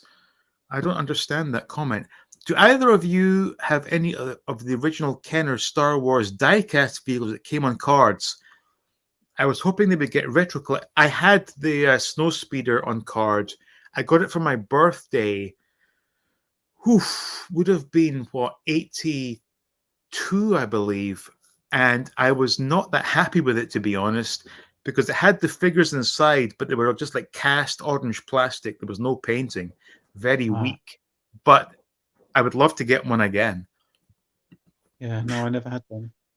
Can I join you guys on live strap someday? Maybe we can talk about 3D modeling. Absolutely. In terms of live streams, I'm thinking maybe, no promise, but maybe I'll do a final American live stream on the weekend, probably Saturday, because we have only Sunday, Monday, Tuesday, Wednesday to get ready, and I'm not even at all ready to go. I got to be honest, I'm already shitting myself. I'm extremely nervous. I'm panicking over paperwork and documents. I have a list of things to do that's not even half complete. I got one song done to put under music, or music to go under videos that are not toy videos. I'm going to do some tour videos. I will say when I post them, #travel. So if you're not a travel fan, don't bother watching them. But I need to make another song. I need to move files. I need to download YouTube videos to watch on the plane. I've got some episodes of Bullseye to watch. I'm going to download some Cracker Jack episodes, maybe some Blank. I'm going to watch all 80s stuff. I don't care about whatever the plane is showing. I don't care. Also, as well, for anyone who maybe didn't ask, but no, I've not watched Andor. I'm not really interested, to be honest. Damien, that would be fantastic. Yes. No worries. Any collab on any ideas would be awesome. Oh, thank you. Yeah, absolutely. Please do be in touch. And also, as well, even if Chris can't do it, we can always talk to CFCB, who sneak peek. How about some Venom? Hang on. Oh, can't even hang on. I've got to adjust the package here. I got some 3 3/4 inch Venom figures. Oh, good Lord, it's a stiff package. So we have. how about this? Sly Rax and Cliff Dagger in 3/4-inch scale. Nice. So video coming soon for that. But yeah, thank you, incredible. Jason is here. I have them in street version. Yep. Yeah. You and me both, Jason. Anthony Price did the suits. Thank you. Why did I think about Vincent Price? Because he did Thriller and Number of the Beast, I believe. Is that right? Don't know. Possibly. Yeah, Anthony Price suits were the ones I was thinking of in the Rio video. I still have to get the Iron Maiden Spitfire model. Yeah, that looks cool. Yeah. I wouldn't mind a bit of access to a backing singer. Yeah. Although in saying that, though, I think I went to a concert of Duran Duran's in 2011, I believe, and I was down the front on her side, and I think I made her very uncomfortable because I was just like gawking at her. I could almost see up her skirt, you see, and I just felt quite bad about that, which is something that haunts me to this day. That comment from John Diamond about the aircon, I think he means no man gets the aircon from Thailand as it's hot country, which you correctly. Okay, yeah. The worst thing ever is when you're outside sweating your ass off and your shirt is sodden and you walk into a air-conditioned store and the cold air hits you, it hurts because wet shirt with cold air is not a good combo. Yes. Luke says, Cliff Dagger, a huge favorite of mine. Yeah, absolutely. Yeah. Did he just say it's a stiff package? Yeah, very stiff. Yeah, we all have a stiff package at times. So, again, a big, huge, massive thank you to Chris for coming on. And I think we addressed pretty much everything I wanted to address. And hopefully anyone watching this will understand the difference between Stan Solo Creations and Smith Lord Creations. And it's a very unfortunate chance of circumstance that both people are called Chris. Mm. And that has caused so much confusion. It confused me at first. I had no idea what was going on. Yeah. But people like me who have paid for these 12 figures almost 3 years ago should not be overly hasty in pursuing legal action for the simple reason that if Chris Cran gets collared by the law and order people, he will do his damnedest to bring everyone down with him, and then we all lose out. In saying that, though, I don't want to lose my $300. I want those damn figures. Whether or not that materializes, who knows? It's very unfortunate. And again, that's a very good example not to promise more than you can produce, because that was a very adventurous promise whereby he said, pay now in October, and by January, you will have 12 unreleased figures. Apparently, that was just physically impossible to happen. And yeah, I guess we all got duped by that. But again, I stress this: if you were to pursue legal action, that would affect the whole business, and that includes Chris, that includes CFCB. I don't know who else does this. I guess that other company, is it Ramen, who do do this mask thing? Although I don't really understand the point in a modern update on the mask Thunderhawk. I just don't see the point. No, I mean it does look nice, but I'm Yeah. not. It's not for me. It's not for No, it's me. not for me at all. I mean, thankfully, I have managed to resist most modern lines. As I keep saying, for me, it's all about the nostalgia of being a kid. And that does not include spending $180 for a modern interpretation of something that can be still acquired for less than that. Yeah. In the vintage style. So, I'm going to try and get to these chats. The cream always rises to the crop. Chris, yeah, absolutely is the real deal. Did anyone see the series Airwolf? Yes. Good. Yeah. In fact, I think there was someone that's producing an Airwolf, because I'm sure Retro Blasting showcased something along these lines. I could be wrong, though. Damien says, thank you so much for another great live stream, Dean. And to Chris and Monkey Boy for coming on. And of course, those who... Yeah, absolutely. Thank you, Damien. Thanks, man. Top man, absolutely. Top man indeed. John, I loved Airwolf. 3.25. It would be awesome to go with my Blue Thunder. I would have had a blast. Yeah, absolutely. Yeah. Yeah. Great live stream, Dean. Awesome interview with Chris. And great to see Monkey Boy and great folks in the chat. Nice one. Oh, thank you, Ben. Not 100% in agreement with that. I don't know what that means. No, not sure. Thank you. Look, yeah, Ramen Toys doing updates does look great, but no substitute for the vintage versions. However, I'm definitely ordering the 1-to-1 scale Spectrum mask. Okay, so the mask that you would wear, because you're, of course, a mask or a helmet collector, makes complete sense. Yeah, I just don't see the point in getting a modern update on the Thunderhawk. It makes no sense. John says you probably won't get them from Cran if you do them with a pile of crap. Absolutely. Yeah. This guy has really put a real dampener on this whole side industry, because he has made some people think that's what it's all about, and he is a small percentage. The bottom line is Chris from Stan Solo, CFCB are doing damn good work, and don't let the actions of Chris Cran put you off investing in custom work.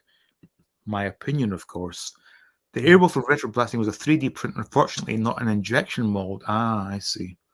Thunderhawk, maybe when it comes to that comment. Okay, I see. So, if anyone has any last minute questions, now's your chance. We're going to cut this off in a few minutes. What's this? Retro Blasting did do the Airwolf video you mentioned, and if it goes ahead, it better be 1/18 scale, as 3.75-inch scale will fit inside. Okay. Awesome live stream. Can't wait to see what Stansel did. Yeah, absolutely. He is the best. And actually, I do need to get myself one of those. I don't even know what it's called, but that ball-shaped vehicle from the first Star Wars movie looks fantastic. And the fact that it fits in with the mini rigs makes complete sense. Jason says here, one for the mass collected. Is there any vehicle that was not made? Well, Shark is the obvious. Shark. I think that was the only one, wasn't it? Pretty much, yeah. Well, yeah, pretty much. Yeah. Bizarre. Yeah, custom work is great. Just don't buy from SLC Cran. Indeed. Absolutely. Shark was never made. But we do have, but some of these customs are not that good because it's not a true mask vehicle whereby if you press a button and flip something, that is mask. It's not a case of taking pieces and sticking them on. That's not mask. So hopefully if Ramen do a good shark, I will look into that. Did you say you might squeeze in a stream before traveling or too little time left? Possibly. The only chance I'm going to have will likely be on Saturday, I think. So maybe. I also need to film more videos to have in reserve because I know that we leave here Wednesday night. And anyone who's thinking about coming to rob the place, there will be people staying upstairs, so don't worry about that. We leave on Wednesday night and we travel. We don't arrive in Thailand until Friday evening. And the following day, I have to open a Thai bank account. So I'm not going to have time to make any videos at all for a good 5 or 6 days. So I need to film stuff to build up in reserve. And then I made a new intro to the videos that shows that we're on tour type thing. So when you see the videos from Thailand, they will have a different, same intro, but a different beginning to the intro, if that makes sense. But I will also put on YouTube videos that have nothing to do with toys, but I will preface them by saying these are travel videos. Yes, I'm using this channel to get views on travel videos, whatever. It's a business. It is what it is. If you don't like it, don't watch it. If you see #travel and you're a toy collector, you don't have to watch it because we are using Philippines Airlines and there are so few good videos on the service they provide. So that's going to be my responsibility to make those videos. Yeah, I'll definitely watch it. Oh, thank you. I'm going to make 2 versions, one for the general population and one for people that know me, because I've had this idea in my head that if I ever did a second channel and if I was ever in a position to travel, it would be called Drunk Guy in the Sky, because no one does travel videos showing how much free drink you can get by flying. And that's always my concern, like how much alcohol can I get on this plane type thing. Let me tell you this, American Airlines did me a solid when we went to Memphis.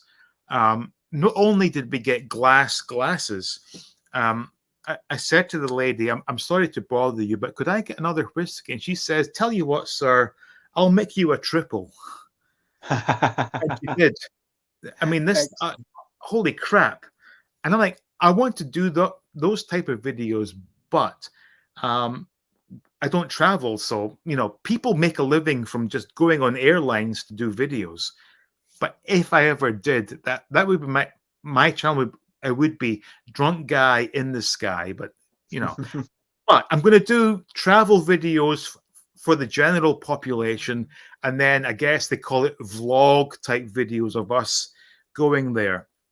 And also as well, whilst I'm going to do a lot of toy videos, and I mean a lot of toy videos, I will incorporate what it takes to get to those toy stores, just to show people what it's like. Very different to being here in New York, that's for sure. Calling your company after your kid speaks volumes when it comes to Chris. Also, when do we see both your channels again? When do we see both? I don't know what you mean, Gerard. Yeah, but yeah, Chris, what a stand-up guy. And to put his son on that box that thousands of people have now had in their possession was a very nice touch. Jason, very good line that made 90% of the line. Yeah, also another great travel channel. Everyone subscribe to Jason if you haven't already done so. Surely you can't bring all your toys to Thailand. Why not start piecing them out to us? Oh, yeah, sure. Sure Yeah. thing, man. Yeah. Luke says that's the best title ever. What is that, Drunk Guy in the Sky? I don't know. Nothing wrong with that, Dean. I do imagine. So Jason, do you get drunk? Do you get drunk when you travels? Because I sure as hell will. Lol, yeah. I have a number of 1/18th scale motorcycles and 3 3/4 inch figures that fit them perfectly. Do you remember the pics I sent you of the two biker scouts riding the BMW RT 1100s RT, please? Yes, I do, Damien. Yep, that was a fantastic picture you did there. Thailand commercials are hysterical. Reaction. Oh, I'm going to tell you this story real quick. So, Thailand is like any other Asian country. It's all about entertainment. And they had their version of, I guess,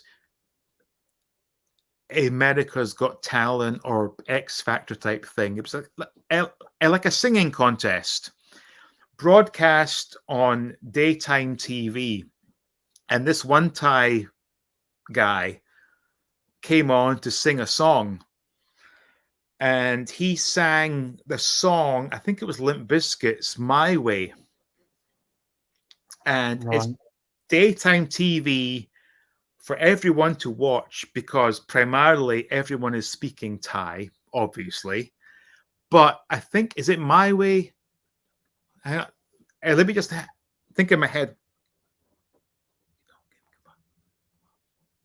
Yeah, it was My Way.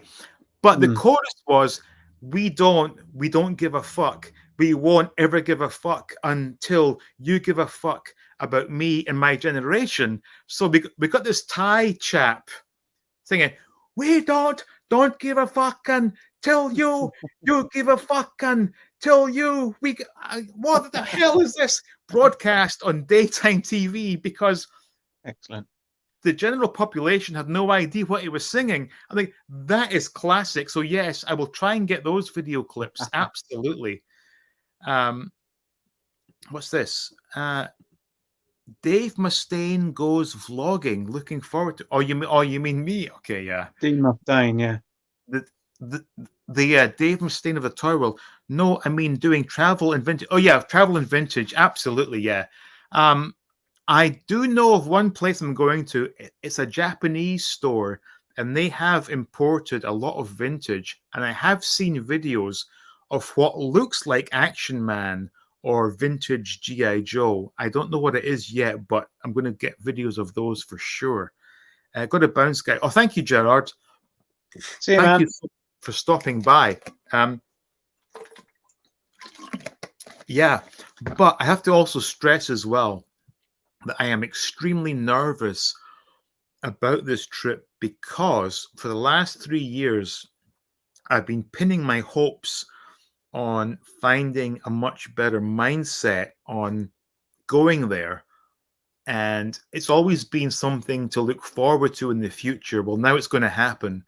And if it doesn't bring me the happiness I'm looking for, then I'm goddamn screwed. So there's quite a bit of pressure on this. But I've been through a lot, so it's not the end of the world if it's not what I thought it was going to be. But I'm hoping to bring the best possible type of videos. Like I said, for the last 3 years, you've seen me sitting in the same position, doing the same old thing, which, to be honest, isn't that interesting. But if I can get out into the field and film some really interesting stores and markets,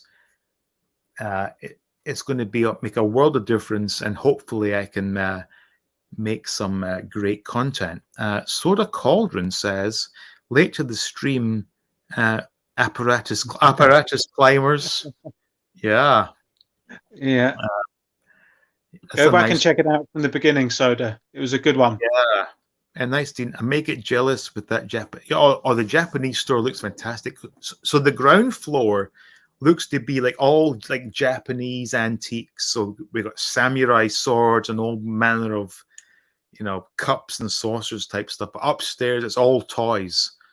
And like I said, I've seen what looks like Action Man. I don't know if it is or not. Good night to Gerard. would you ever consider getting some vintage Tommy Zoids for your collection? I don't even remember what Zoids are, to be honest. They were like motorized sort of dinosaurs, robots. You used to wind them up, and they would sort of move about and do stuff. They haven't survived very well since the 80s because a lot of them suffer from that gold plastic syndrome. So they were sort of quite brittle. But it was a good toy line. Good toy line. I think the one vintage toy line that I've not immersed myself in to this point would be Skelectrics. That was something I really did enjoy as a kid and would very much like to enjoy again, but I don't know how that would work in different countries with different power sources. Yeah. But I do remember that smell from that transformer, that big block that sat on the floor.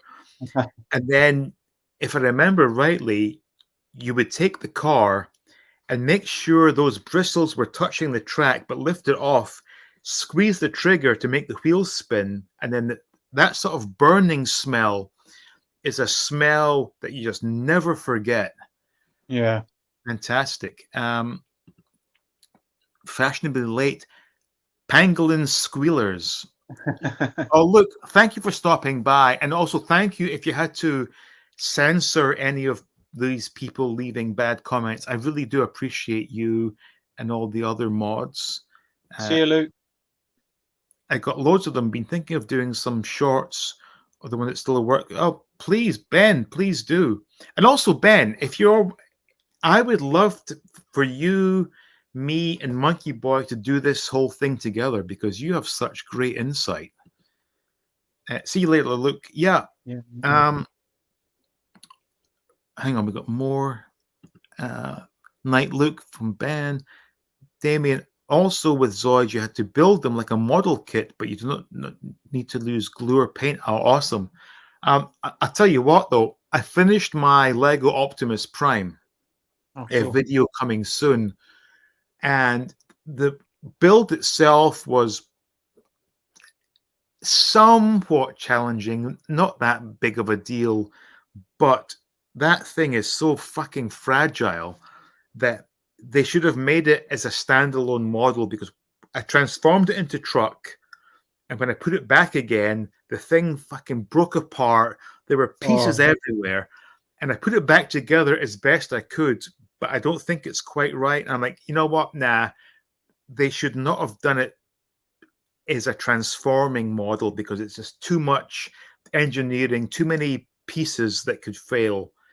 And I think in future, if they were to do more Transformers, just do it as a robot. Don't worry about transforming. Right.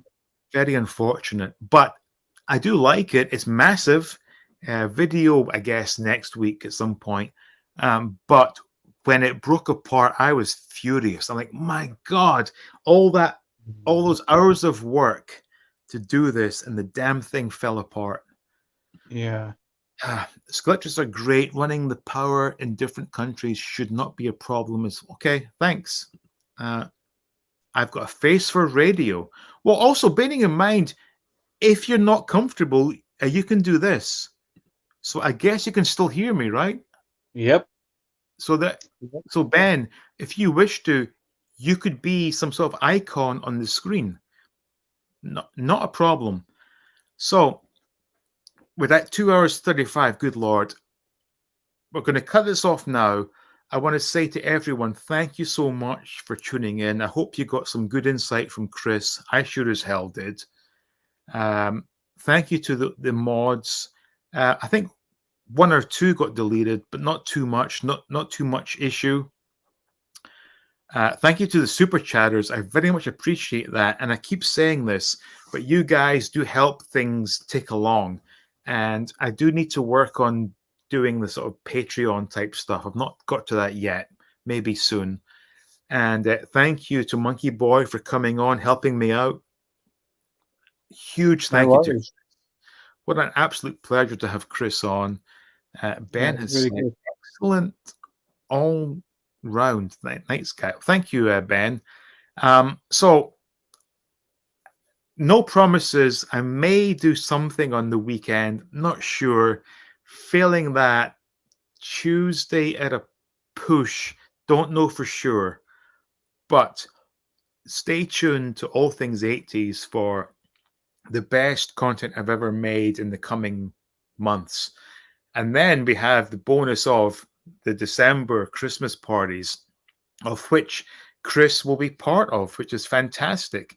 And hopefully Jason will also be part of.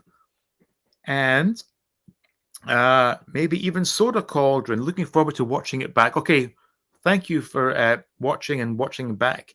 Thanks, Dean. Great live stream. See you on the next. Oh, thank you, John.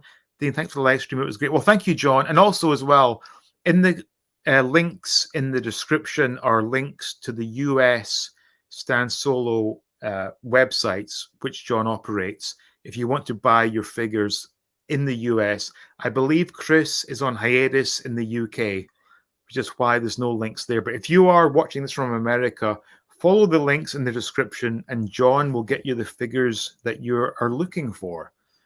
Sorry you've missed the stream, but we'll catch up tomorrow. Okay, no problem. Please watch at your leisure. Martin says, cheers, great stream. Okay, awesome. Thank you so much. And we'll see you next time looking at all things 80s. Good night.